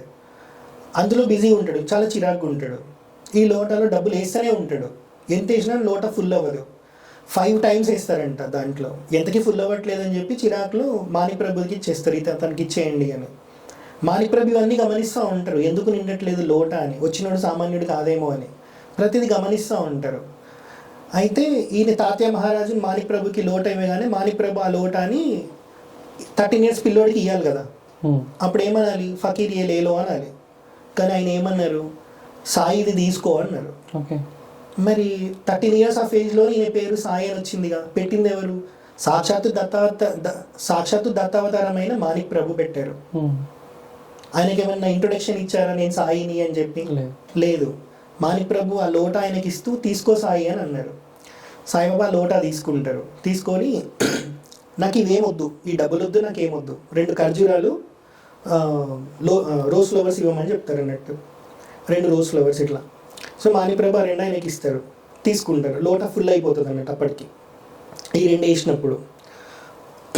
ఇప్పుడు డబ్బుల మీద సాయిబాబాకి వ్యామోహం ఉంటే 13 ఏళ్ళ పిల్లోడికి ఎన్ని కోరికలు ఉంటాయి దాన్ని డబ్బులు చూసినప్పుడు. దట్టు ఇంత లోటలో 5 టైమ్స్ ఇది దీంట్లో పట్టేదానికన్నా 5 టైమ్స్ పట్టినాయంటే ఎంత సంతోషంగా ఉండాలి ఆ పిల్లోడు కదా. కానీ సాయిబాబా ఏం చేస్తారు తెలుసా, ఆ 2 ఖర్జూరాలు రోజ్ ఫ్లవర్స్ తీసుకొని ఆ లోటాన్ని మొత్తం మాణిక్ ప్రభు ముందు గుమ్మరిచ్చేస్తారు. ఎన్నిసార్లు వేసారు అన్నిసార్లు కింద పడుతుంది అన్నట్టు. అంటే 5 టైమ్స్ కింద పడుతుంది. ఇది మాణిక్ ప్రభు సంస్థాన చరిత్రలో అఫీషియల్గా రాసింది. ఈ మాణిక్ ప్రభుకి మళ్ళీ ప్రమాణం ఏంటి అని అడుగుతారు. శృంగేరి పీఠాధిపతులు 165 సంవత్సరాల నుంచి మాణిక్ ప్రభు వారు ఉన్నప్పటి నుంచి ఆస్థానానికి వెళ్తున్నారు అన్నట్టు. ఇది సరిపోదా మాణిక్ ప్రభుకి ప్రమాణం కదా. సో సాయిబాబా షిరిడీకి రాకముందే ఆయన పేరు సాయి అయ్యింది. ఇంకొకటి మరి ఇక్కడ 7 ఇయర్స్ తర్వాత కానీ షిరిడీకి వెళ్ళినప్పుడు సాయిబాబా ఏజ్ ఆల్మోస్ట్ 20 ఇయర్స్ వేసుకోవచ్చు ఈ లెక్క ప్రకారం. మరి మాణిక్ ప్రభు వారు ఏమన్నా మాల్సపతికి ఫోన్ చేసి చెప్పారా, ఇట్లా ఒక పిల్లడు వస్తాడు అతని పేరు సాయి నువ్వు అదే పలుకు అని చెప్పి? లేదు కదా. ఇక్కడ హుమ్నాబాద్, బీదర్ ఎక్కడ, షిరిడి ఎక్కడ, ఆల్మోస్ట్ ఒక 500 కిలోమీటర్స్ డిస్టెన్స్ ఉంటుంది. ఇక్కడికి వచ్చిన పిల్లోడి పేరు సాయి అని మాణిక్ ప్రభు పెట్టారు. ఆయనకు అప్పటికి పేరు లేదు, తీసుకో సాయి అని అన్నారు. అంటే సాయిబాబా పదం అప్పటి నుంచే ఉంది. మాల్సాపతి నోట్లో నుంచి సేమ్ పేరు వచ్చింది. ఎట్లొస్తుంది? ఏ అనుగ్రహం లేకుండా రాదు కదా, ఊరికే వాక్ రాదు కదా. ఆయన ఇంకొక పేరు పెట్టి పిలవచ్చు. కానీ ఆవో సాయి అని అన్నారు అని అంటే మాణిక్ ప్రభు పలికిచ్చి ఉంటారు మాల్సాపతితో కూడా. అలా వచ్చింది అన్నట్టు. ఓకేనా. ఇప్పుడు మీరు చెప్పినట్టుగా సాయి అనే పేరు అయితే ముందే నుంచే వాడుకలో ఉంది. సో కానీ ఇక్కడ తర్వాత సాయిబాబా అంటారు, సాయిరామ్ అంటారు. అలా ఎందుకు యాడ్ అయింది ఈ పేరు? సింపుల్. ఇందాక నేను చెప్పాను కదా, బాబా అంటే మరాఠీలో తండ్రి అని. సో ఫస్ట్ వచ్చినప్పుడు అందరూ ఫకీర్ అన్నారు, దాని తర్వాత సాయి అన్నారు. ఇందాక చెప్పాను కదా, మాణిక్ ప్రభు వారు పెట్టిన పేరు సాయి అని, మహాసాపతి వారు కాదు. మహాసాపతి నోట్లో నుంచి అనుకోకుండా వచ్చింది ఆ మాట. అంటే మాణిక్ ప్రభే పలికిచ్చినట్టు అనుకోవాలి. ఎందుకంటే మాణిక్ ప్రభు దత్తావతారం, ఆయన కాదనేటోడే లేడు ఎవడు. ఎందుకంటే శృంగేరి ప్రమాణం ఉంది కాబట్టి. సో ఇప్పుడు బాబా అంటే తండ్రి అని. గురువుని మనం ఏం చేస్తాం, తండ్రి స్థానంలో కూడా చూస్తాం. కాబట్టి ఈయన చెప్పే విధానం కానీ ఈయన ఏదైతే వాళ్ళకి బోధిస్తున్నారో అవి నచ్చినాయి కాబట్టి సాయి పక్కన బాబా యాడ్ చేసి సాయిబాబా అన్నారు. ఇక్కడ దొంగ బాబా అన్నట్టు కాదు వాళ్ళు పెట్టుకుంది. అలా అయితే షిరిడి నుంచి ఎప్పుడో ఎలగొట్టారా? ఒకసారి షిరిడీకి వచ్చాక ఆయన పొలిమేర దాటి బయటికి పోయినట్టు కూడా చరిత్ర లేదు. అంటే వాళ్ళని తండ్రి స్థానంలో పెట్టి చూసుకున్నారని అర్థం. సాయిరామ్ అనే పదం ఎట్లొచ్చింది అని కాంట్రవర్సీ నడుస్తుంది మళ్ళీ. సాయిరామ్ ఏంటి ఇట్లా ఇదని. సో సాయిరామ్ అనే పదం కూడా సాయిబాబా ఉన్నప్పటి నుంచే ఉంది. ఎట్లా ఉంది అని అంటే సాయిబాబా సచరిత్రలో దీనికి ఆన్సర్ లేదు. కానీ ఇదే పాడ్కాస్ట్లో నేను ఇందాక శుద్ధానంద భారతి స్వామి గురించి చెప్పాను. ఆ శుద్ధానంద భారతి స్వామి చరిత్ర మనం తీసుకుంటే దాంట్లో వస్తుంది అన్నట్టు 12 టైమ్స్ ఉంటుంది సాయిరామ్ సాయిరామ్ సాయిరామ్ అనే పదం. దీనికి ప్రమాణం ఏంటి అని అంటే ఆ పేరు ఈ పేరు చెప్తే జనాలకు నచ్చవు కదా. మరి బాలగంగాధర్ తిలక్ పేరు చెప్తే నచ్చుతుందిగా కదా. బాలగంగాధర్ తిలక్, కాపరెడ్డి, ఇంకా దీక్షిత్ అని 3 ఉంటారు సాయిబాబాకి సంబంధించిన వాళ్ళే. అంటే సాయిబాబా భక్తులే కాపరెడ్డి కూడా. లక్నో కాంగ్రెస్ మీటింగ్ అని ఒకటి ఉంటుంది. సాయిబాబా సచరిత్ర మనం తీసుకుంటే బాలగంగాధర్ తిలక్ సాయిబాబాని కలుసుకున్నట్టు సచరిత్రలో ఉంది కదా. అంటే ఇక్కడ ఇది మనం ప్రమాణంగా తీసుకోవచ్చు కదా. సచరిత్ర నుంచి ఏవైతే బూతులు ఎదుగుతున్నారో మరి అదే ఉన్న దాంట్లో నుంచి బాలగంగాధర్ తిలక్ వచ్చారు అని అంటే దీన్ని మనం ప్రమాణంగా తీసుకోవచ్చు కదా. ఈ బాలగంగాధర్ తిలక్ వచ్చినట్టే ఉంది, కానీ అంతకుముందు ఏం జరిగిందో సచరిత్రలో లేదు. ఆ చరిత్ర శుద్ధానంద భారతి స్వామి చరిత్రలో ఉంది. లక్నో కాంగ్రెస్ మీటింగ్ అని ఒకటి జరుగుతుంది. ఇండియాకి ఎలా ఫ్రీడమ్ తెప్పించాలి అన్న దాని మీద. అప్పుడు ఒక యోగిని కలుసుకుంటే బాగుండే సంథింగ్ ఇట్లా ఒక డిస్కషన్ వస్తుంది అన్నట్టు. వచ్చినప్పుడు ఎవరా యోగి, మీరు చెప్పే అతను ఎవరైనా ఉన్నారా ఈ కాలంలో అని అడిగినప్పుడు ఉన్నారు ఒక ఆయన సాయిరామ్ అని చెప్పి అని. అప్పుడు కాపర్డే చెప్తారు షిరిడీలో ఉంటారు, మనం ఒకసారి దర్శనం చేసుకుందామని చెప్పి. సో అప్పుడు బాలగంగాధర్ తిలక్ వస్తారు, శుద్ధానంద భారతి స్వామి కూడా దర్శనం చేసుకున్నట్టుంది. సో అక్కడి నుంచి వచ్చిన పదం సాయిరామ్. సో దాన్ని ఎవడు కాదంటాడు. ఇప్పుడు బాలగంగాధర్ తిలక్కి తెలీదా? ఆయన నవరాత్రులే లేవు వినాయకుడికి, నవరాత్రులు పెట్టిర్రు, మనం ఇంకా స్టిల్ ఫాలో అవుతున్నాం కదా. మన అంత బాలగంగాధర్ తిలక్ సాయిబాబాని కలుసుకున్నారు.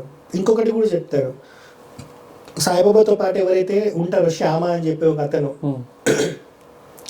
ఆయనకి వాళ్ళ ఇంట్లో ఇప్పటికీ ఒక వస్త్రం ఉంది సాయిబాబాకి, కఫిని, అది బాలగంగాధర్ తిలకే ఇచ్చారని చెప్తారు అన్నట్టు. మరి ఏం తెలియకుండా బాలగంగాధర్ తిలక్ ఎలా వెళ్ళిపోతారు? ఇది ఒకటే కాదు ఫస్ట్ టైం, అంతకు ముందు కూడా బాలగంగాధర్ తిలక్ సాయిబాబాని దర్శనం చేసుకున్నట్టు బాలగంగాధర్ తిలకే చెప్పుకున్నారు. అది శుద్ధానంద భారతి స్వామి చరిత్రలోనే ఉంది. సో అన్న ఇప్పుడు సాయిబాబా అంటే ఖచ్చితంగా గురువారమే గుర్తొస్తుంది. సో గురు పూర్ణిమకి గురువారానికి సంబంధం ఏంటి? ఎందుకు సాయిబాబాని గురువారం ఎందుకు పూజిస్తారు? ఇప్పుడు చాలా మంది ఉన్నారు, ఇప్పుడు ఏడుస్తూ ఉంటారు హిందువులు కొందరు. ఎట్లా అంటే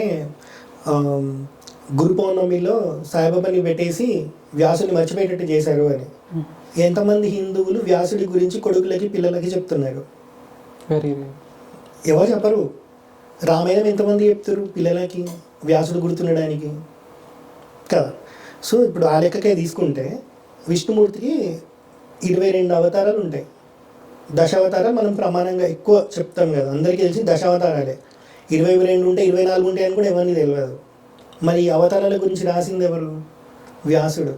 18 పురాణాల్లో ఉన్నాయి కదా వీటన్నిటి గురించి. మరి ఎంతమంది నరసింహస్వామి జయంతి సెలబ్రేట్ చేసుకుంటున్నారు, వామన జయంతి సెలబ్రేట్ చేసుకుంటున్నారు, వరాహ జయంతి సెలబ్రేట్ చేసుకుంటారు, పరశురాముడి జయంతి సెలబ్రేట్ చేసుకుంటున్నారు? ఇన్ని అవతారాలు ఉన్నా సరే 2 అవతారాలు మాత్రమే సెలబ్రేట్ చేసుకుంటారు, రామావతారం, కృష్ణ అవతారం. ఎందుకంటే ఆ 2 రోజులు హాలిడే ఇస్తారు కాబట్టి. పరశురాముడి జయంతికి ఎవడు హాలిడే ఇవ్వడు కాబట్టి అది ఎవరికి గుర్తులేదు. ఆడ ఆఫీస్కి పోయినప్పుడు ఎవడో వాట్సాప్లో పరశురాముడి జయంతి అంటే ఈడు పోస్ట్ చేస్తాడు అన్నట్టు. ఆడికి పరశురాముడి గురించి తెలుసా అంటే ఆడికి ఏం తెలియదు కదా. సో విష్ణుమూర్తి అవతారాలే 2 మనం సెలబ్రేట్ చేసుకుంటున్నప్పుడు ఈ విష్ణుమూర్తి గురించి రాసిన వ్యాసుని ఎవడు గుర్తుపెట్టుకున్నాడు సెలబ్రేట్ చేసుకోవడానికి? సరే 20-30 ఏళ్ళ క్రితం ఈ టైంలోనే సాయిబాబా పాపులర్ అయ్యిందని మళ్ళీ ఏడుస్తూ ఉంటారు. అంతకుముందు గురు పౌర్ణమి చాలా వైభవంగా సెలబ్రేట్ చేసుకోరు ఎవరన్నా వ్యాసుడి పేరు చెప్పుకొని? ఎవరు చేయలే. మరి అన్నీ మూసుకొని కూర్చోవచ్చుగా. ఒక్క సాయిబాబా వల్ల గురు పౌర్ణమి జరుగుతుంది. ఈరోజు నీకు వ్యాసుడు గుర్తొచ్చాడు. సాయిబాబా కాంట్రవర్సీ నడుస్తుంది కాబట్టి నీకు వ్యాసుడి మీద ప్రేమ ఎక్కువైంది. కానీ 2014లో సాయిబాబా కాంట్రవర్సీ స్టార్ట్ అవ్వకముందు ఎంతమంది వ్యాసుని గుర్తు చేసుకొని మరి వ్యాస పౌర్ణిమ చేసుకున్నారు? సాయిబాబుడికి వెళ్ళి అన్నదానంలో తినలే? అప్పుడు ఎంతమంది ఎందుకు గుర్తు రాలి సాయిబాబా? అప్పుడు ఎందుకు గుర్తు రాలేదు వ్యాసుడు? సరే, ఓ హిందువులకి ఇదే క్వశ్చన్. కట్టర్ హిందువులు అంటుంటారు, జై శ్రీరాములు శ్రీ అంటే ఏందో తెలియదు కాబట్టి జై శ్రీరాములు సీతమ్మ లేదు కాబట్టి నేను జై సీతారాం అంటా, నేను జై సీతారాం అంటా అంటారు. ఇది మన పరిస్థితి కట్టర్ హిందువులది. సో ఇప్పుడు తీసుకుంటే శ్రీ అంటేనే సీతమ్మ. మరి ఉందా లేదా సీతమ్మ జై శ్రీరామ్లో? ఇదేమని తెలియదు కానీ వీళ్ళు కట్టర్ హిందువులు. దాని తర్వాత విషయం తీసుకుంటే గురు పౌర్ణమి మీదే తీసుకుందాం. వ్యాసుడు ఉన్నారు. వ్యాసుడు అంటే ఒక మనిషి, ఒక పీఠమా అంటే ఇవన్నీ తెలియదు. వ్యాసుడు అంటే ఒక మనిషి అంటారు, కాదు. వ్యాసుడు అంటే ఒక పీఠం. ఆదిశంకరాచార్య పరంపరలు ఎవరైతే వస్తున్నారో వాళ్ళని ఏమంటారు? ఆదిశంకరాచార్య స్వరూపంగానే చూస్తారు. అట్లనే వ్యాసుడు కూడా ఒక పీఠం. ఆ పీఠం ఎవరు అధిరోహించినా సరే వాళ్ళని వ్యాసుడనే అంటారు. కానీ ఈ మహాయుగంలో ఇప్పుడు మనకి వ్యాసుడు శ్రీకృష్ణ ద్వైపాయనుడు. ఈ కలియుగం అయిపోయినాక మళ్ళీ 4 యుగాలు వస్తాయి. ఆ 4 యుగాలకి మళ్ళీ వ్యాసుడు మారుతాడు. ముందున్న 4 యుగాలకి వ్యాసుడు మారుతాడు. సో ఇట్లా ఉంటుంది అన్నట్టు. సో వ్యాసుని మర్చిపోతున్నారు ఏవైతే ఏడుస్తున్నారో, వ్యాస పౌర్ణమి రోజు వ్యాసాయ విష్ణు రూపాయ వ్యాస రూపాయ విష్ణవే అని ఎవరైనా గుర్తు చేసుకున్నారా? 2 సార్లు అయినా. మరి ఎవరికి వ్యాసుడు గుర్తు లేదు కానీ గురు పౌర్ణమి రోజు వచ్చి ఎందుకు ఏడుస్తారు? ఎప్పుడన్నా మీ కాంటాక్ట్స్లో ఎవడన్నా వ్యాస పౌర్ణమి రోజు కాకుండా ఇంకొక రోజు వ్యాసుడు ఫోటో పెట్టడం చూసిరా? ఎవడు చూడడు. ఎందుకు అని అంటే ఎవరికి వ్యాసుడు అవసరం లేదు, ఎవరికి విష్ణుమూర్తి అవతారాలే అవసరం లేదు సెలబ్రేట్ చేసుకోవడానికి. హాలిడేలు ఇస్తే తప్ప గుర్తురాదు అన్నట్టు. సో ఇప్పుడు సాయిబాబా గుడిలో సెలబ్రేట్ చేసుకోవడం వల్లనే నీకు ఇంకా వ్యాసుడు గుర్తున్నాడని అనుకోవచ్చు కదా. ఇట్లా తీసుకుందాం. సెకండ్ గురు పౌర్ణమి అని ఉంది, టీచర్స్ డే అంటారు. సెప్టెంబర్ 5th రోజు ఎంతమంది ఆయన ఫోటో పెట్టుకుంటున్నారు? ఎవరితో అయితే టీచర్స్ డే వచ్చిందో ఆయన ఫోటో ఎంతమంది పెట్టుకుంటున్నారు? అది పెట్టుకోకుండా నా స్కూల్ టీచరే నాకు టీచరు అంటే స్కూల్ టీచర్ ఫోటో పెట్టుకుంటున్నారు. మరి అది తప్పు కదా? ఎవరి పేరు వచ్చినా ఆలదు కదా నువ్వు సెలబ్రేట్ చేయాలి. ఇక్కడ కూడా ఏంటంటే నాకు ఆదిశంకరాచార్య గురువు అంటే నేను ఆ గురు పౌర్ణమి రోజు ఆదిశంకరాచార్యని సెలబ్రేట్ చేసుకుంటాను నా గురు స్వరూపంగా. వ్యాసుడు అంటే ఒక మనిషి కాదు, ఒక పీఠం కాబట్టి ఆ వ్యాసుడు మనకి 18 పురాణాలు ఇస్తే ఈ 18 పురాణాలు మనకి ఎవరైతే ప్రవచన రూపంలో చెప్తున్నారో, ఆ తత్వం మనకి ఎవరైతే ఎక్స్ప్లెయిన్ చేస్తున్నారో వాళ్ళు గురువులు.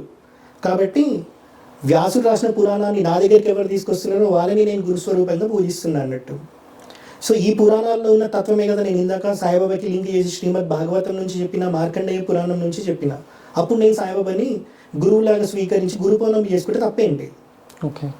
సో అన్న ఇప్పుడు మనం డిస్కస్ చేసాం కాబట్టి సాయిబాబా హిందూ దైవం అన్నారు కదా, సో ముస్లిం కాదు అన్నారు, ఇంకేమైనా ప్రూఫ్స్ ఉన్నాయా? ఇప్పుడు సచరిత్రనే ఎగ్జాంపుల్ తీసుకుందాం. ఇప్పుడు నేను ఎక్కడ సచరిత్ర పట్టుకోలే క్లియర్గా. ఇప్పుడు చూడండి, సాయిబాబాకి ఇందాక ఏం చెప్పా, చెవులు కుట్టబడి ఉంటాయని సచరిత్రలోనే ఉంది. మరి ముస్లిమ్స్ చెవులు కుట్టించుకుంటారా? కుట్టించుకోరు కదా. సాయిబాబా ఏం చేశారు, పాడుబడ్డ మసీదు, ఎవడు వాడుకొని మసీదు, అది అప్పటికే మొత్తం వదిలేశారు అందరూ. ఇప్పుడు అక్కడ నమాజీ జరగట్లేదు కాబట్టి అది మసీద్ అవ్వదు. కాబట్టి ఆయన ద్వారకామాయి అని పేరు పెట్టారు. పేరు పెట్టి ఫస్ట్ దుని పెట్టారు. మసీద్లో ఎవడైనా దుని పెడతాడా? లేదు. మసీద్కి ఏ పేరు పెట్టుకుంటారు? వాళ్ళ తగ్గట్టు పేరు పెట్టుకుంటారు. ద్వారకామాయి ఎవరు పేరు పెట్టారు? సాయిబాబా పేరు పెట్టారు కదా, దుని పెట్టారు. దాని తర్వాత తులసి కోట పెట్టారు. తులసి కోట మసీద్లో ఉంటుందా? లేదు. సో ఇదొకటి ఆయన ముస్లిం కాదని చెప్పడానికి. ఆయన నమాజ్ చేసిండని సిరాజ్ గారు చెప్తున్నాడు. సాయిబాబా నమాజ్ చేసినట్టు ఎక్కడ కూడా లేదు. వాడు చెప్పిన పేజ్ రిఫరెన్స్తో ఆల్రెడీ వీడియో చేశా. వాడు చెప్పిన పేజ్లో ఎక్కడ నమాజ్ అనే పదమే లేదు.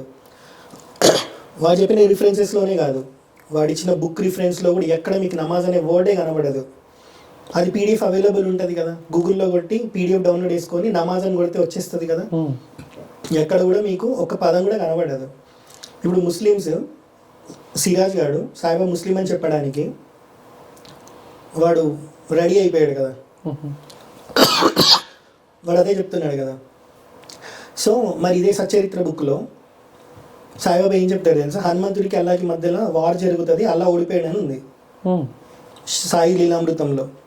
మరి అదే బుక్ వాడు రిఫరెన్స్ ఇచ్చాడు. మరి అదే బుక్ వాడు రిఫరెన్స్ ఇచ్చినప్పుడు 235 పేజ్ వరకు రిఫరెన్స్ ఇచ్చిండు. ఇప్పుడు నేను చెప్పి 207 పేజ్లో ఉంటుంది. మరి అల్లా ఓడిపోయిందని చెప్తే ముస్లింలకు నచ్చుతుందా? చెప్పింది ఎవరు? సాయిబాబా. అప్పుడు ముస్లిమ్స్ ఓన్ చేసుకుంటారా సాయిబాబాని? ఖురాన్ ప్రకారం ఏం చెప్తారు? అల్లా పంపించిన చివరి ప్రవక్తల్లో ప్రాఫిట్ మహమ్మదే లాస్ట్ అని చెప్తారు. దీని తర్వాత ఎవరు రారని చెప్తారు. మరి ఇంకెవరు రారన్నప్పుడు నువ్వు సాయిబాబాని ఎట్లా ఓన్ చేసుకుందాం అనుకుంటావు? కుదరదు. సరే, సాయిబాబా ముస్లిమే అయితే ఇంకా సమాధి అవుతా అన్నప్పుడు ఖురాన్ కదా చదివించుకోవాలి. సాయిబాబా రామ విజయం చదివించుకున్నారు 11 days, 2 సార్లు పారాయణం చేయించుకున్నారు సప్తాహం లాగా. మరి చనిపోయే చివరి టైంలో రామ విజయం పారాయణం చేయించుకున్నారని అంటే సాయిబాబా హిందువా ముస్లిమా? ఇంకొకటి, ఇదే సమాధి అయ్యేటప్పుడు ఆయన దగ్గర 9 కాయిన్స్ ఉంటాయి, 1 రూపీ సిక్కలు. అవి లక్ష్మీబాయి షిందే అనే ఆమెకి ఇస్తాడు సాయిబాబా. ఇచ్చి ఏం చెప్తారంటే ఇది నవవిధ భక్తులకి లెక్క అని చెప్తారు అన్నట్టు. ఎవరైనా ముస్లిం నమాజ్ చేసేటప్పుడు నవవిధ భక్తులతో నమాజ్ చేస్తాడా? లేదు కదా. అజాన్ వస్తుంది, పోతాడు, అక్కడ వాళ్ళు ఏం చెప్తే ఆ ప్రాక్టీసెస్లోనే నమాజ్ చేస్తాడు.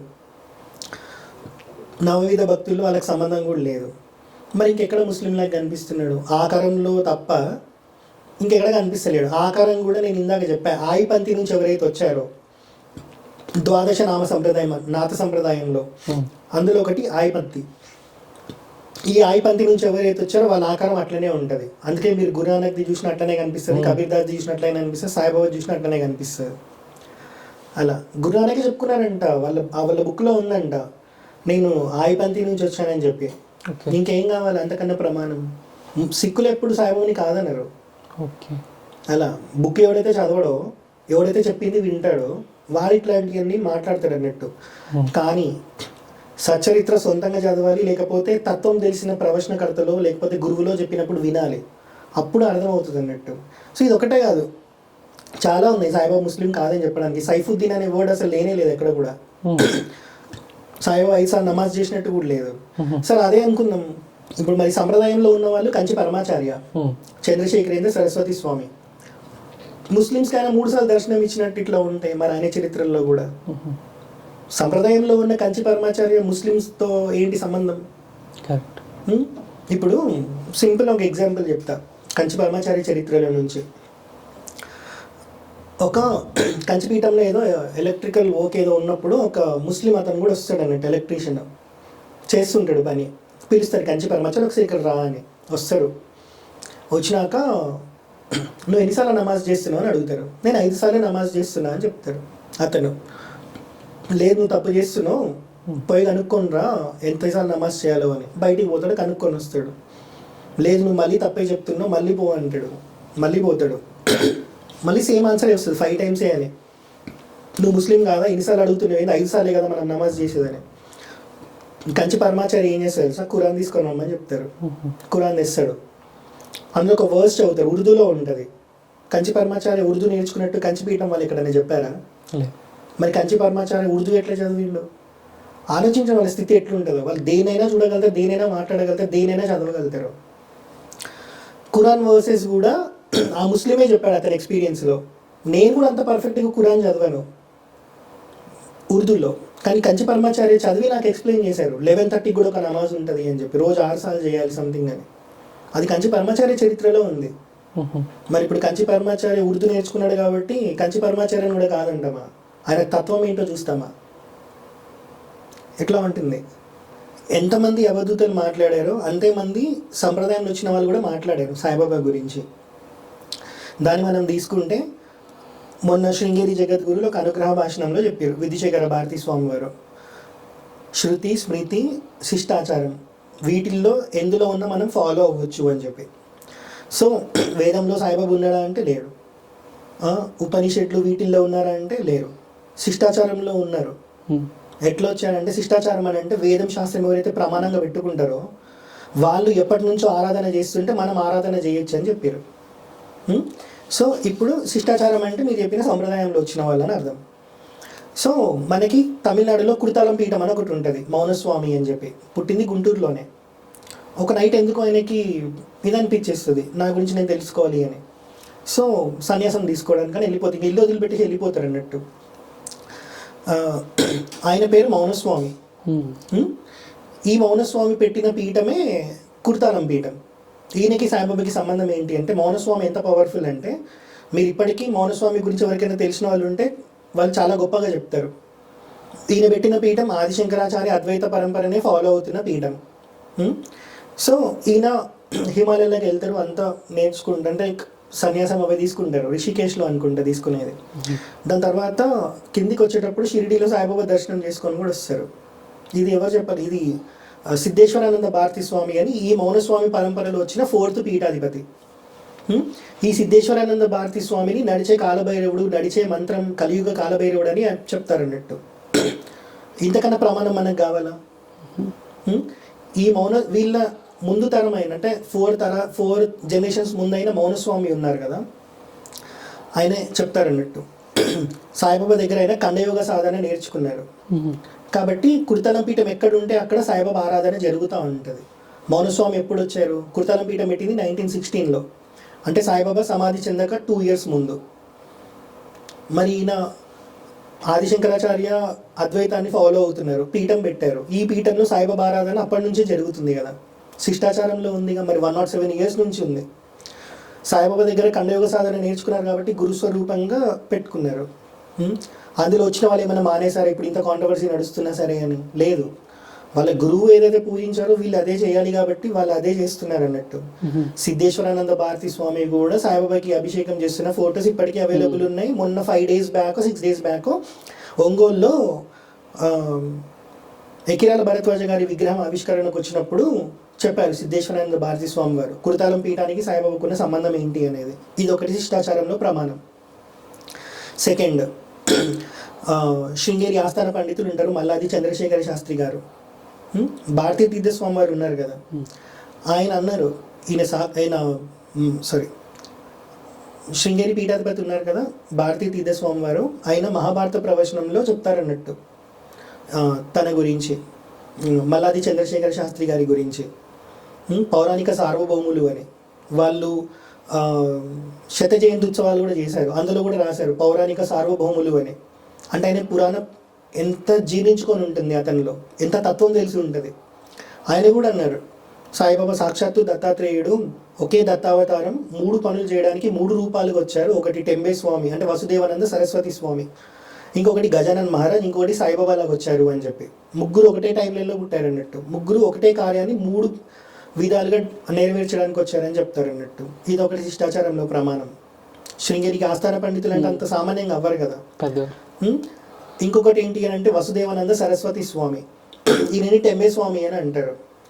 సో శృంగేరికి 33rd పీఠాధిపతి ఒక ఆయన ఉన్నారు, సచ్చిదానంద శివాభినవ నృసింహ భారతి స్వామి వారు అని. సో ఆయన ధ్యానం చేస్తే ఆదిశంకరాచార్య వాళ్ళ అమ్మ దర్శనం ఇచ్చి, ఆదిశంకరాచార్య పుట్టింది ఇక్కడే, నన్ను ఇక్కడే దానం చేశారు అని చెప్తారు అన్నట్టు. ఇప్పుడు కాలడీలో ఏదైతే ఆదిశంకరాచార్య ఇల్లు చూస్తున్నామో ఆ పీఠాధిపతి వెళ్ళి అక్కడ ధ్యానం చేయడం వల్ల వచ్చింది ఇప్పుడు ఆదిశంకరాచార్య వాళ్ళు ఉంటున్న ఇల్లు అంటే అక్కడ తెలిసింది. ఈయన టెంబే స్వామి ఒకటే టైం లైన్లో ఉన్నారు, ఈయన సాయిబాబా ఒకటే టైం లైన్లో ఉన్నారు. ఈయన టెంబే స్వామి అంటే వసుదేవానంద సరస్వతి స్వామి వారు.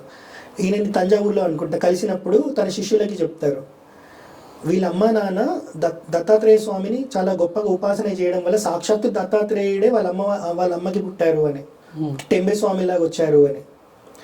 ఈ టెంబే స్వామి వసుదేవానంద సరస్వతి స్వామి సాయిబాబాని తన అన్న అని అంటారు.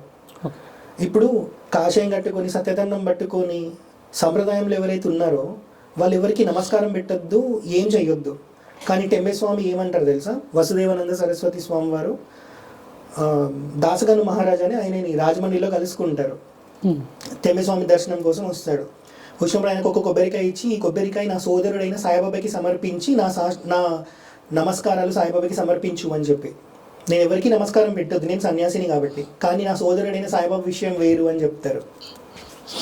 సో సంప్రదాయంలో ఉన్న వాళ్ళు సాయిబాబాని తన అన్న అన్నాడు, సాక్షాత్తు దత్తాత్రేయుడని ఎవరైతే శృంగేరి పీఠాధిపతి అన్నారో ఈయననే సాయిబాబాని తన అన్న అన్నారు అని అంటే, దత్తాత్రేయ స్వామి సాయిబాబాని తన అన్న అన్నారు అని అంటే ఇంతకన్నా శిష్టాచారం ఏమైనా కావాలా మనం యాక్సెప్ట్ చేయకుండా ఉండడానికి? యాక్సెప్ట్ చేయాలి కదా. సో శుద్ధానంద భారతీ స్వామి ఉన్నారు, కంచి పీఠాధిపతులు కూడా మాట్లాడినవి కూడా ఉన్నాయి సాయిబాబా విషయంలో. ఎట్లా చెప్పాలి అని అంటే, కంచిపీఠం ఒకటి సాయిబాబా మందిరాన్ని నడిపిస్తుంది. ఎట్లా శివాలయంతో పాటు బోర్డు మీద ఒకటే రాశారు, శ్రీ కంచి కామకోటి పీఠం వారి ఇట్లా శివాలయంకి పేరు పార్వతీ సమేత ముక్తేశ్వరాలయం అని ఉంది. కింద లైన్లోనే సేమ్ బోర్డులో శ్రీ సద్గురు షిరిడి సాయి మందిరము అని ఉంది. ఇక్కడ ఏం రాశారు, పైన శివుడికి పెట్టినప్పుడు ఆలయం అని రాశారు, కింద మందిరం అని రాశారు సాయిబాబా విషయంలోకి వచ్చేటప్పటికి. అంటే వాళ్ళకి తెలియదా కంచి పీఠానికి సాయిబాబా ఏంటో? సాయిబాబా గుడి కట్టారా, వాళ్ళు మందిరం కట్టిరా? మరి అందుకే కదా మందిరం అని రాశారు. దీన్ని ఎవడైనా కాదంటాడా? ఇక్కడ నుంచి కంచిపీఠం వాళ్ళు యుఎస్లో ఇల్లినాయిస్లో సాయిబాబా మందిరంలో మహారుద్రం హోమం చేశారన్నట్టు. అక్కడ కూడా వాళ్ళ వెబ్సైట్లో ఇది అఫీషియల్గా ఉంది. లోక కళ్యాణం కోసం చంద్రశేఖరేంద్ర సరస్వతి స్వామి వారు చెప్పిన మాటలను అనుసరించి మేము యుఎస్లో ఇల్లినాయిస్లో సాయిబాబా మందిరంలో మహారుద్రం చేస్తున్నాము అని. ఆ మహారుద్రం కంచిపీఠానికి తెలియకుండానే జరిగిందా వాళ్ళ పీఠం వాళ్ళు చేసినప్పుడు? అందులో ఇప్పుడు ప్రెజెంట్ ఎవరైతే పీఠాధిపతి ఉన్నారో ఆయన అనుగ్రహ భాషణం కూడా లైవ్లో ఇచ్చారన్నట్టు. ఇది సరిపోతుంది కదా. మళ్ళీ కంచిపీఠం సాయిబాబా మందిరాన్ని ఎప్పటి నుంచి నడిపిస్తుందంటే 29 years నుంచి, అంటే 1996 నుంచి నడిపిస్తుంది. వాళ్ళకి తెలియదా సాయిబాబా ఏంటో? సో ఇలా శిష్టాచారంలో తీసుకుంటే ఇన్ని ఎగ్జాంపుల్స్ ఉన్నాయి.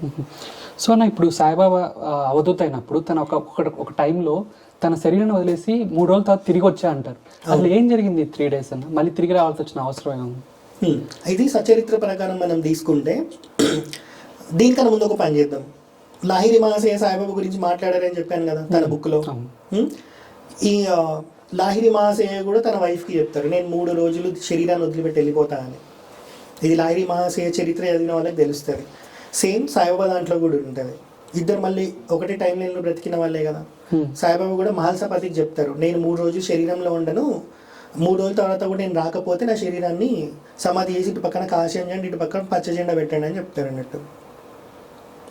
ఆ టైంలో మళ్ళీ సాయిబాబా 3 days తర్వాత రిటర్న్ వస్తారు శరీరంలోకి. 3 days అంటే 1 గంట 2 గంటలోనే శరీరం నార్మల్గా గట్టిగా అయిపోవాలి చనిపోయి ఉంటే. కానీ 3 days అయినా సరే మెత్తగానే ఉంది, శరీరంలో ఎలాంటి మార్పులు లేదు, ప్రాణం ఉన్నప్పుడు ఎలా ఉందో అలానే ఉందని చెప్తారు. అంటే ఇప్పుడు ఏంటి సాయిబాబా స్థితి? ఒకటి 3 days తర్వాత రిటర్న్ వచ్చాక శ్యామ అని ఇందాక చెప్పాను కదా, ఆయన అడుగుతారు, మీరు ఇంకా మమ్మల్ని వదిలేసి వెళ్ళిపోయారని అనుకున్నాం, మాకు చాలా బాధ అనిపించింది, అసలు మీరు ఎక్కడికి వెళ్ళారు, ఏం చేసి వచ్చారు అని అడుగుతారు. అప్పుడు సాయిబాబా అంటారు, ఇలా అడిగినా బాగుంది శ్యామ అని చెప్పి ఇలా చెప్తారు అన్నట్టు, నేను శరీరాన్ని కాదు నేను ఆత్మని అని చెప్తారు. సాయిబాబా ముస్లిమే అయితే నేను శరీరం అనే చెప్పాలి, ఆత్మ అని చెప్పొద్దు. కానీ ఇక్కడ ఏం చెప్పారు, నేను శరీరాన్ని కాదు నేను ఆత్మని అన్నారు. ఒక పాయింట్ హిందూ అని చెప్పడానికి కారణం. దాని తర్వాత ఏం చెప్పారు, నేను అల్లా దగ్గరికి వెళ్ళినా అని చెప్పారు. ఇక్కడ మళ్ళీ ముస్లిం యాంగిల్లో పట్టుకుంటారు అన్నట్టు. అద్వైత స్థాయిలోకి వెళ్ళిపోయినప్పుడు ఇస్లాం, క్రిస్టియానిటీ, హిందూయిజం ఈ తేడాలు ఏం కనబడవు. సరే సాయిబాబా ముస్లిం కాబట్టి అల్లా దగ్గరికి పోయినా అని అనుకుందాం. అప్పుడు సాయిబాబా ఏం చెప్పారు శ్యామకి, నేను అల్లా దగ్గరికి వెళ్ళినా, నాకు అల్లా ఏం చెప్పారంటే, కొంతకాలం క్రితమే నా శిష్యుడైన గదాధరుడు నాలో ఐక్యం చెందాడు, కాబట్టి అతను చేయాల్సిన పని ఇంకా మిగిలింది, కాబట్టి నువ్వు నీ స్థానంలో ఉండి చేయమని చెప్తారు. ఇక్కడ సాయిబాబా ముస్లిం అనుకుందాం, అల్లా దగ్గరికి పోయిండు ముస్లిం కాబట్టి. కానీ అల్లా ఏం చెప్పారంట, కొంతకాలం క్రితం నా శిష్యుడైన గదాధరుడు నాలో ఐక్యమయ్యాడు అని చెప్పారు. గదాధరుడికి ఏం అవసరం అల్లాలో ఐక్యం అవ్వడానికి కదా. ఇక్కడ గదాధరుడు అంటే ఎవరో తెలుసా, రామకృష్ణ పరమహంస. రామకృష్ణ పరమహంస ఎక్కడుంటాడు? వెస్ట్ బెంగాల్, కలకత్తాలో. సాయిబాబా ఎక్కడున్నారు? షిరిడీలో. ఎంత డిస్టెన్స్ ఉంది ఇద్దరి మధ్యలో కదా. మరి అల్లా దగ్గరికి పోవాల్సిన అవసరం రామకృష్ణ పరమహంసకి ఏముంది కదా. మరి సరే ఇక్కడ రామకృష్ణ పరమహంస అని చెప్పలేదు, గదాధర్ అని చెప్పారు అన్నట్టు. మీరు గూగుల్లో ఒకటి చూస్తే రామకృష్ణ పరమహంస పూర్వాశ్రమ నామం, అంటే సన్యాసంలోకి రాకముందు ఉండే నామం ఒకటి ఉంటుంది. చూస్తే గదాధర్ చటోపాధ్యాయ అని ఉంటుంది. మరి ఎవరైనా సరే ఇప్పుడు స్వామి, ఎవరైనా పీఠాధిపతులు ఉన్నారు, చిన్నజీర స్వామి ఉన్నారు, వేరే వాళ్ళు ఉన్నారు, ఇంకా వేరే వాళ్ళు ఉన్నారు, వాళ్ళకి ఇప్పుడు ప్రెజెంట్ ఏం పేరుందో సన్యాసం తర్వాత అందరికి అవే గుర్తుంటాయి. వాళ్ళ పూర్వాశ్రమ నామంలో, అంటే సన్యాసం తీసుకోకముందు వాళ్ళ అమ్మ నాన్న పెట్టిన పేరు ఎవరికి గుర్తుండవు. మరి షిరిడీలో ఉండే సాయిబాబాకి అప్పట్లో ఫోన్ లైన్లు కూడా లేవు 1886లో. మరి అక్కడున్న రామకృష్ణ పరమహంస దేహం వదిలేశారు అని చెప్పి ఈయనకట్ట తెలిసింది. తెలిసినప్పుడు చెప్పాల్సింది రామకృష్ణ పరమహంస కాకుండా గదాధర్ అని ఎందుకు చెప్పిండు? ఇక్కడ సాయిబాబా తత్వం ఏంటి? ఇక్కడే ఉండి ఆయన వెస్ట్ బెంగాల్ ఏమైందో కూడా తెలుసుకున్నారు. అది శ్యామకి చెప్పారు అన్నట్టు. సో ఇక్కడ చూస్తే ఏ యాంగిల్లో ముస్లింలకు కనిపిస్తున్నారు? లేదు అన్న. ఇప్పుడు సాయిబాబా సమాధి అయ్యారు కదా, సో సనాతన ధర్మంలో సమాధి పూజ ఉందా? ఇప్పుడు ఇందాక మీరు చెప్పిన పేర్లే ఉన్నాయి. వీరబ్రహ్మేంద్ర స్వామి ఉన్నారు, రాఘవేంద్ర స్వామి ఉన్నారు, మాణిక్ ప్రభు వారు ఉన్నారు, అకల్కోట స్వామి సమర్థ ఉన్నారు, గజానన్ మహారాజ్ ఉన్నారు. నవనాథులు సంప్రదాయంలో సాయిబాబా వచ్చారని చెప్పాను కదా, ఈ నవనాథులు ఉండేది సమాధియే. సో మరి లేదని ఎట్లా చెప్తాం? సో ఇక్కడ సమాధి అంటే వీళ్ళు ఏదో కాంట్రవర్సీ చేస్తున్నారు, వీళ్ళ చరిత్రలు తెలియదు కాబట్టి. సాయిబాబా ఒకటే ఉంది అనుకుంటున్నారు. ఇప్పుడు నేను చెప్పిన లిస్ట్ అంతా చూసి వాళ్ళ టెంపుల్స్ గురించి తెలుసుకుంటే అక్కడ ఉంది ఇదే అని తెలుస్తుంది. సో మన దాంట్లో ఉంది, లేక ఎందుకు పోయింది? లేకపోతే ఇప్పుడు రాఘవేంద్ర స్వామి ఉన్నారు, వాళ్ళు ఎక్కడ మఠం పెట్టినా సరే ఎట్లాంటివి పెడతారు? అలానే కదా పెట్టి పూజించేది. మాణిక్ ప్రభు సంస్థానికి మీరు వెళ్తే దాని మీద చంద్రవంక ఉంటుంది, రుద్రాక్షమాలు ఉంటుంది, వస్త్రం ఉంటుంది, అన్నీ ఉంటే పక్కన త్రిశూలం కూడా ఉంటుంది. దీన్ని కూడా ఎందుకు కాదంటలేడు? సో షిరిడీలో కూడా అదే ఉంది. సో సమాధి పూజ అనేది మన దగ్గర ఎప్పటి నుంచో ఉంది. ఎందుకు? ఇప్పుడు గురువులు ఉన్నారనుకోండి, వాళ్ళకి చేసేది సమాధే. ఇప్పుడు కంచిపీఠంకి మీరు వెళ్ళండి, కంచి పరమాచార్య కానీ జయేంద్ర సరస్వతి స్వామి వారి కూడా బృందావనాలు ఉంటాయి. మరి అక్కడ ఉంది ఏంటి? దర్శనం చేసుకుంటున్నారు కదా కంచిపీఠానికి వెళ్ళినప్పుడు. మరి సాయిబాబా దగ్గరికి వచ్చేటప్పటికి ఎందుకు ప్రాబ్లం అవుతుంది? షిరిడీలో ఒకటే అయింది సమాధి, వేరే గుడిలో ఎక్కడ పెట్టట్లే కదా. సమాధి పీఠ పెడతారు అంతే. అది ఎందుకు అని అంటే దసరా రోజు, విజయదశమి రోజు సాయిబాబా సమాధి చెందారు కాబట్టి ఆ పుణ్యతిథిని ఆ రోజు ఇది చేయడానికి, సెలబ్రేట్ చేయడానికి ఒక పీట లాంటిది పెట్టి దాని మీద వస్త్రం వేసి పెడతారు అంతే. అన్న మీరు చెప్పినట్టుగా సాయిబాబా చిల్లముట్టం తాగుతారు కదా, సో సాయిబాబాని సనాతన ధర్మం ఎందుకు పూజించాలి అసలు ఈ విధంగా? సో ఇప్పుడు చిల్లం కొట్టం అని ఒకటి సాయిబాబా దగ్గరే కనిపిస్తుంది. ఇందాక నేను ఏం చెప్పిన, నవనాథులు అని చెప్పిన, నవనాథుల ఫోటోలు మీరు చూస్తే వాళ్ళ దగ్గర కూడా ఇవే ఉంటాయి. చిల్లంగొట్టం, సటక, జోలే, లోట, చౌకమ్మలు కుట్టి ఉండడం, ఇట్లాంటివన్నీ. మరి వాళ్ళు నార్త్లో నవనాథుల సంప్రదాయం చాలా పాపులర్. యోగి ఆదిత్యనాథ్ వచ్చిందే నాథ్ సంప్రదాయం నుంచి. యూపీలో గోరఖ్పూర్ అని ఒక ప్లేస్ ఉంటుంది, ఆ గోరఖ్పూర్ అనే ప్లేస్ వచ్చింది గోరక్షనాథ్ నుంచి. ఈయన నవనాథుల్లో ఒకరు. ఈ నవనాథులు ఎవరైనా మళ్ళీ డౌట్ వస్తే మనకి శ్రీమద్ భాగవతంలో 11th స్కందంలోనే జనక మహారాజుకి 9 మంది మహాయోగులకి ఒక చర్చ జరిగినట్టు కనిపిస్తుంది, సంభాషణ జరిగినట్టు. ఆ 9 మంది మహాయోగులు ఎవరైతే సంభాషణ జనక మహారాజుతో చేశారో వాళ్ళు నవనాథులు, వాళ్ళు నవనారాయణులు. ఆ నవనారాయణులు కలియుగంలో నవనాథులలాగా వచ్చారన్నట్టు. మత్స్యేంద్రనాథ్, కనీఫ్నాథ్, గోరక్షనాథ్ అని ఇట్లా ఉంటారు అన్నట్టు నవనాథుడు. ఈ నవనాథుల సంప్రదాయంలో వచ్చిన వాళ్ళే సాయిబాబా కూడా. సో అదొకటి. ఇప్పుడు చిల్లం తాగడమే ప్రాబ్లం అనుకో హిందువులకి, ముస్లిం కాబట్టి తాగుతారు అట్లా అనుకుంటారు మళ్ళీ. అయితే ఇప్పుడు శృంగేరి జగద్గురువులు 165 years నుంచి మాణిక్ ప్రభు సంస్థానానికి వెళ్తున్నారు. మరి మాణిక్ ప్రభు సంస్థానానికి వెళ్ళినప్పుడు సంస్థానం మొత్తం తిరిగి ఉంటారు కదా, అక్కడ ఏముందో అన్నీ చూసి ఉంటారు కదా, సంస్థానం చరిత్ర కూడా తెలుసుకొనే ఉంటారు కదా. సో అక్కడ మాణిక్ ప్రభు సంస్థానంలో పెద్ద పోస్టర్ వేసి ఉంటుంది, మాణిక్ ప్రభు వారు హుక్కా తాగుతుంది. మరి శృంగేరి పీఠాధిపతులకు తెలియదా చిల్లం తాగడం తప్పు, హుక్కా తాగడం తప్పని? మరి అక్కడికి ఎందుకు వెళ్తున్నారు? ఎప్పుడు వెళ్ళడం స్టార్ట్ చేశారు తెలుసా? 165 years బ్యాక్ అని అంటే ఉగ్ర నరసింహ భారతి స్వామి అని శృంగేరికి పీఠాధిపతి 165 years బ్యాక్. ఆయన ఎంత పవర్ఫుల్లో చెప్తా. ఫస్ట్ ముస్లిమ్స్ దాడి చేయడానికి వస్తారు శృంగేరిలో సంపద తీసుకుపోవడానికి. వచ్చినప్పుడు వీళ్ళు ఉండేది పీఠాధిపతులు బ్రాహ్మణులు కాబట్టి వాళ్ళు యుద్ధం చేసే స్కిల్ వాళ్ళకు ఉండదు, వాళ్ళు చేయొద్దు కూడా, వాళ్ళ ధర్మం అది కాదు. ఇప్పుడు పీఠానికి రక్ష పెట్టాలి. పీఠంను వదిలిపెట్టి పోయేటప్పుడు ఏం చేస్తారని అంటే ఉగ్ర నరసింహ భారతి స్వామి కాలు ఇలా చేయితో ఇలా ఇలా ఆటేస్తారు అన్నట్టు. ఆటేస్తే ఆ మెయిన్ ద్వారం ఏదైతే ఉంటుందో దానిలో నుంచి మనం వెళ్తాం కదా పీఠంలోకి, అక్కడ ఒక వినాయకుడు వచ్చి కూర్చుంటారు. దాన్ని తోరణ గణపతి అంటారు. ఇప్పటికీ ఉంది అది, అంతకుముందు అది లేదు. ఉగ్ర నరసింహ భారతి స్వామి ఇలా ఇలా ఆటేసినప్పుడు వచ్చిందే ఆ వినాయకుడిని ఇప్పుడు పూజిస్తారు అన్నట్టు. సో అంత పవర్ఫుల్ ఉగ్ర నరసింహ భారతి స్వామి. ఆ టైంలో శృంగేరికి హంపికి మధ్యలో ఒక చిన్న కాన్ఫ్లిక్ట్ నడుస్తుంది. అప్పటికి మాణిక్ ప్రభు వారి గురించి శృంగేరి జగద్గురువుకి కూడా తెలుసు, ప్రపంచం చాలా మందికి కూడా తెలుసు మాణిక్ ప్రభు వారు ఏంటి, ఆయన గొప్పతనం ఏంటి అని. సో ఈ ఇష్యూ సాల్వ్ చేయగలిగింది మాణిక్ ప్రభు వారే అని వాళ్ళకి ఇన్ఫర్మేషన్ ఉంటుంది అన్నట్టు. ఒక మనిషిని పంపిస్తారు పీఠం నుంచి, మాణిక్ ప్రభు వారు ఇన్వాల్వ్ అయ్యి ఆ కాన్ఫ్లిక్ట్ని సాల్వ్ చేస్తారు. అప్పుడు అనుకుంటారు ఈ మాణిక్ ప్రభు వారిని ఖచ్చితంగా నేను కలుసుకోవాలి అని, ఉగ్ర నరసింహ భారతి స్వామి వారు. అప్పటి నుంచి పరంపర నడుస్తుంది. మరి ఆ మాణిక్ ప్రభు సంస్థానంలో మాణిక్ ప్రభు వారు హుక్కా తాగారు, ఫోటో ఉంది, వాళ్ళ చరిత్ర బుక్లో అది ఉంది. మరి ఉగ్ర నరసింహ భారతి స్వామి వారి టైం నుంచే వెళ్తున్నప్పుడు మాణిక్ ప్రభు వారు హుక్కా తాగడం సనాతన ధర్మంలో తప్పంటే శృంగేరి పీఠాధిపతులు వెళ్ళారు కదా, వాళ్ళకి ఎందుకు వెళ్తున్నారు? ఆయన తత్వం అర్థమైంది కాబట్టి వెళ్తున్నారు. ఆయన అవధూత స్థితిలో ఉన్నారు కాబట్టి, అద్వైత స్థాయిలో ఫుల్ లెవెల్లో వెళ్ళిపోయారు కాబట్టి అక్కడికి వెళ్తున్నారు. ఆయన దగ్గరికి సాయిబాబా వెళ్ళారని చెప్పాను కదా, ఈయన దగ్గరికి అకల్కోట స్వామి సమర్థ వస్తారు. వచ్చినప్పుడు అకల్కోట స్వామి సమర్థకి మాణిక్ ప్రభు వారే చెప్తారు, నువ్వు ఇక్కడ కాదు ఉండాల్సింది, అకల్కోటకి వెళ్ళి అక్కడే ఉండు అని. అప్పుడు అకల్కోట స్వామి సమర్థ మాణిక్ ప్రభు సంస్థానంలో నుంచి అకల్కోటకి వెళ్ళి అక్కడే ఉండిపోతారు. షిరిడి ఇప్పుడు ఎంత పాపులరు, మాణిక్ ప్రభు సంస్థానం అంతే పాపులర్, అకల్కోట స్వామి సమర్థ అంతే పాపులర్, గజానన్ మహారాజ్ది ఉంటుంది గుడి మందిరం, అది కూడా అంతే పాపులర్ అన్నట్టు. ఇవన్నీ చాలామందికి తెలియదు. సాయిబాబా ఒకడే కనిపిస్తాడు కాబట్టి ఇక్కడ కాంట్రవర్సీ చేస్తారు అన్నట్టు. అయితే శృంగేరి పీఠాధిపతులు మాణిక్ ప్రభు సంస్థానానికి వెళ్ళినప్పుడు అనుగ్రహ భాషణం కూడా ఇస్తారు కదా. ఇప్పుడు అది తప్పైనప్పుడు వాళ్ళ అనుగ్రహ భాషణంలో ఇలా ఎందుకు చెప్తారు? ఏమన్నారు తెలుసా? మాణిక్ ప్రభు వారు ఇక్కడికి వచ్చారు, ఉన్నారు, తపస్సు చేశారు, సన్యాసము తీసుకున్నారు, అద్వైతాన్ని పరంపరగా బోధిస్తున్నారు అన్నారు. ఏమన్నారు? అద్వైతాన్ని పరంపరగా బోధిస్తున్నారు అన్నారు. మరి అద్వైతాన్ని పరంపరగా బోధిస్తున్న ఆయన ఫోటో అక్కడ పెట్టి హుక్కా తాగుతుంది పెట్టారు అని అంటే తత్వం చూద్దామా, చేతిలో హుక్కా చూద్దామా, చిల్లం గొట్టం చూద్దామా? తత్వం. సో అలా చూసుకుంటే ఏం తప్పలేదు. అవధూత స్థితిలో ఉన్న వాళ్ళు అన్నిటినీ మించిపోయి ఉంటారు. కొన్నిసార్లు పిల్లోడ్లా ఉంటారు, కొన్నిసార్లు తపస్సు చేసుకుంటూ ఉంటారు, కొన్నిసార్లు ధ్యానంలో ఉంటారు, కొన్నిసార్లు పిచ్చోళ్ళలాగా కూడా చేస్తారు, కొన్నిసార్లు బూతులు తిడతారు. ఇవన్నీ సాయిబాబా చరిత్రలో మీకు ఏం కనిపిస్తున్నాయో వేరే అవధూతల చరిత్రలో కూడా మీకు అవి కనిపిస్తాయి. సో అన్న, so before ending our episode, so అన్న మీరు సాయిబాబాని ఒక క్వశ్చన్ అడగాలి అంటే ఏం అడుగుతారు? నేను ఆల్రెడీ ఏమని అడిగినా తెలుసా? 4 months బ్యాక్ నేను 2010 నుంచి సాయిబాబాకి హారతి పాడుతున్నా.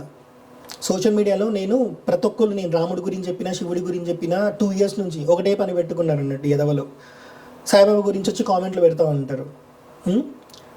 నేను ఇగ్నోర్ చేసిన 2 years వరకు. మీరు నమ్ముతారా? 3 monthsలో 83,000 subscribers వచ్చిన యూట్యూబ్ ఛానల్ నాది, జస్ట్ షార్ట్స్ చేసినందుకు. ఒక ఆర్ఎస్ఎస్కి సంబంధించినోడు, ఇస్కాన్కి సంబంధించినోడు కామన్గా ఒకడే ఉన్నాడు. ఆడొచ్చి కామెంట్లు పెట్టడం వల్ల నేను నా యూట్యూబ్ ఛానల్ ఆ రోజుకి అప్పటికప్పుడు డిలీట్ చేసుకున్నా. 150-200 కామెంట్లు బూతులు తిడుతూ వచ్చాయి, సాయిబాబాని, నన్ను, దేవుళ్ళని. డిలీట్ చేసుకున్నా. దాని తర్వాత నేను మళ్ళీ సాయిబాబా టాపిక్ ఎప్పుడు ఒకవేళ మాట్లాడినా సరే నా పాత వీడియోస్లో ఒకటే ఉంటుంది, నేనే 6 years అయింది సాయిబాబా గుడికి వెళ్ళి అని చెప్పి. ఎందుకు చెప్పానో తెలుసా? ఇప్పుడు కాంట్రవర్సీ నేను ఏది మాట్లాడినా సాయిబాబాని పట్టుకొని వస్తారు. అప్పుడు నేను రాముడి గురించి చెప్తే ఎవడైనా వింటాడా? వినడు. కాబట్టి నేను 6 years అయింది మానేసి అని చెప్పిన. కానీ సాయిబాబా ముస్లిం అని చెప్పలేదు, నేను సాయిబాబాకి హారతి పాడట్లేదని చెప్పలేదు, ఏం చెప్పాలి, గుడికి వెళ్ళట్లేదని చెప్పిన అంతే. ఇక ఈ మధ్య మరీ ఎక్కువ అయిపోయింది కాంట్రవర్సీ. ఎవడన్నా బీజేపీలో జాయిన్ అవ్వాలి అని అంటే సాయిబాబా గురించి మాట్లాడితే చాలు, వాడు ఎవరికో ఒకటి కళ్ళలో పడతాడు కదా అని ఒకటి పెట్టుకున్నారు అన్నట్టు. సో సనాతన ధర్మాన్ని రిప్రజెంట్ చేయాలి, కట్టర్ సనాతనియో కట్టర్ అని పెట్టుకోవాలి ప్రొఫైల్లో అంటే వాడు సాయిబాబా గురించి ఎగెన్స్ట్గా మాట్లాడితే చాలు. అది అయిపోయింది. 4 months బ్యాక్ ఎప్పుడు వెళ్ళిన సాయిబాబా గుడికి, కానీ 2 months నేను మొక్కలేదు సాయిబాబాకి. వెళ్తా, నించుంటా, హారతి పాడుతుంటారు, కామ్గా నించుంటా తప్ప మొక్కట్లే. ఒకటే అనుకున్నా నేను, నీ అంతా నువ్వు వచ్చి ఆన్సర్ చెప్పుకునే అప్పుడు తప్ప నేను నిన్ను మొక్కను అని. ఎట్లా ఆన్సర్ చెప్తారు సాయిబాబా వచ్చి? ఆ 2 months తర్వాత ఏం జరిగిందంటే రెడ్ టీవీలో ఒక పాడ్కాస్ట్కి వెళ్ళిన. నేను వెళ్ళింది వేరే పాడ్కాస్ట్ ఇవ్వడానికి. యాంకర్ ఇలా మొత్తం సెటప్ వేసి కూర్చున్నారు, వేరే ఆమె కూడా కూర్చుంది, ఒకటే చైర్, ఇంకో చైర్ లేదు. సో ఆ చైర్ పక్కకు తీసేసి నేను రాగానే ఏం చేశారంటే, మీరు సాయిబాబా గురించి మాట్లాడతారా అండి అన్నారు. పాజిటివా నెగిటివా అన్న. పాజిటివే అండి అన్నారు. లేదంటే పాజిటివ్ నెగిటివ్ రెండు మాట్లాడదాం, సాయిబాబా గురించి పాజిటివ్, సాయిబాబా భక్తుల గురించి నెగిటివ్ మాట్లాడదామని చెప్పిన అన్నట్టు. ఎందుకంటే ఎంత అతిక్రమించి బిహేవ్ చేస్తున్నారో దానివల్ల సాయిబాబాకి కూడా ప్రాబ్లం అవుతుంది కదా, సాయిబాబా భక్తులు చేసే కొన్ని పనుల వల్ల. అవి కూడా మాట్లాడదామని చెప్పిన. అక్కడ పడింది బీజం సాయిబాబా గురించి నేను ఇన్ని మాట్లాడడానికి. ఆ పాడ్కాస్ట్ ఎవరైతే చూసారో వాళ్ళు ఏం చేసిరంటే సాయిబాబా గురించి వాళ్ళు ఒక 4-5 years నుంచి ఒక 10 members టీమ్, గుజరాత్లో ఇన్ఫర్మేషన్ ఉందంటే గుజరాత్కి పోతారు, మహారాష్ట్రలో ఉందంటే మహారాష్ట్రకు పోతారు, తమిళనాడులో ఎవరైనా ఇన్ఫర్మేషన్ ఇస్తారంటే అక్కడికి వాళ్ళ కాంటాక్ట్ ఏదో ఒకటి కనుక్కోను, లేకపోతే అక్కడికి వెళ్ళో ఇన్ఫర్మేషన్ తెచ్చుకుంటారు. ఇప్పుడు నేను ఈ పాడ్కాస్ట్ చెప్పింది మొత్తం నాకు వాళ్ళు ఇచ్చిన ఆథెంటిక్ ఇన్ఫర్మేషనే. సో ఈ పాడ్కాస్ట్ చూసిన వాళ్ళు వాళ్ళ దగ్గర ఛానల్ వాళ్ళ దగ్గర నెంబర్ తీసుకొని నాకు కనెక్ట్ అయ్యి నాకు ఇచ్చారు. సోషల్ మీడియాలో మీరు చెప్తున్నారు కదా, ఈ పాయింట్స్ కూడా చెప్పండి, ఇవన్నీ ఇప్పటివరకు ఎవరికి తెలియదు, ఓన్లీ సచ్చరిత్రనే పట్టుకొని ఇదే సాయిబాబా అనుకుంటున్నారు అని. సో దాని తర్వాత కూడా 2 months ఆగిన, ఇంకా ఎక్కువ ఇన్ఫర్మేషన్ వచ్చినప్పుడు చెప్దామని. ఈలోపు మరీ కాంట్రవర్సీ ఎక్కువ చేస్తున్నారు అన్నట్టు సాయిబాబాని పట్టుకొని. సో నేను ఆ రోజైతే అది అడిగాను, నీ అంత నువ్వు వచ్చే సమాధానం చెప్పుకునే తప్ప నేను నిన్ను మొక్కను అని. నన్ను పెట్టుకున్నాడు ఇప్పుడు, కాబట్టి నేను చెప్తున్నా. ఓకే. సో ఇదే అడిగిన. అందుకే ఇప్పటి వరకు నేను ఈ పాడ్కాస్ట్లో చెప్పిన ఇన్ఫర్మేషన్ ఏదైతే ఉందో ఇప్పటి వరకు కూడా ఎవడు ఈ పాయింట్స్ ఎవరు చెప్పలేదు ఇప్పటివరకు. సో సోషల్ మీడియాలో ఎవరైతే కాంట్రవర్సీలు చేస్తున్నారో ఇవి వాళ్ళకి చెక్ మేట్ అన్నట్టు. అలా నా నుంచి తెప్పించుకుంటున్నాడు అనుకుంటా. So thank you so much అన్న, సో వాల్యుబుల్ ఇన్ఫర్మేషన్ ప్రొవైడ్ చేశారు. థ్యాంక్స్ అన్న, రామానుగ్రహం.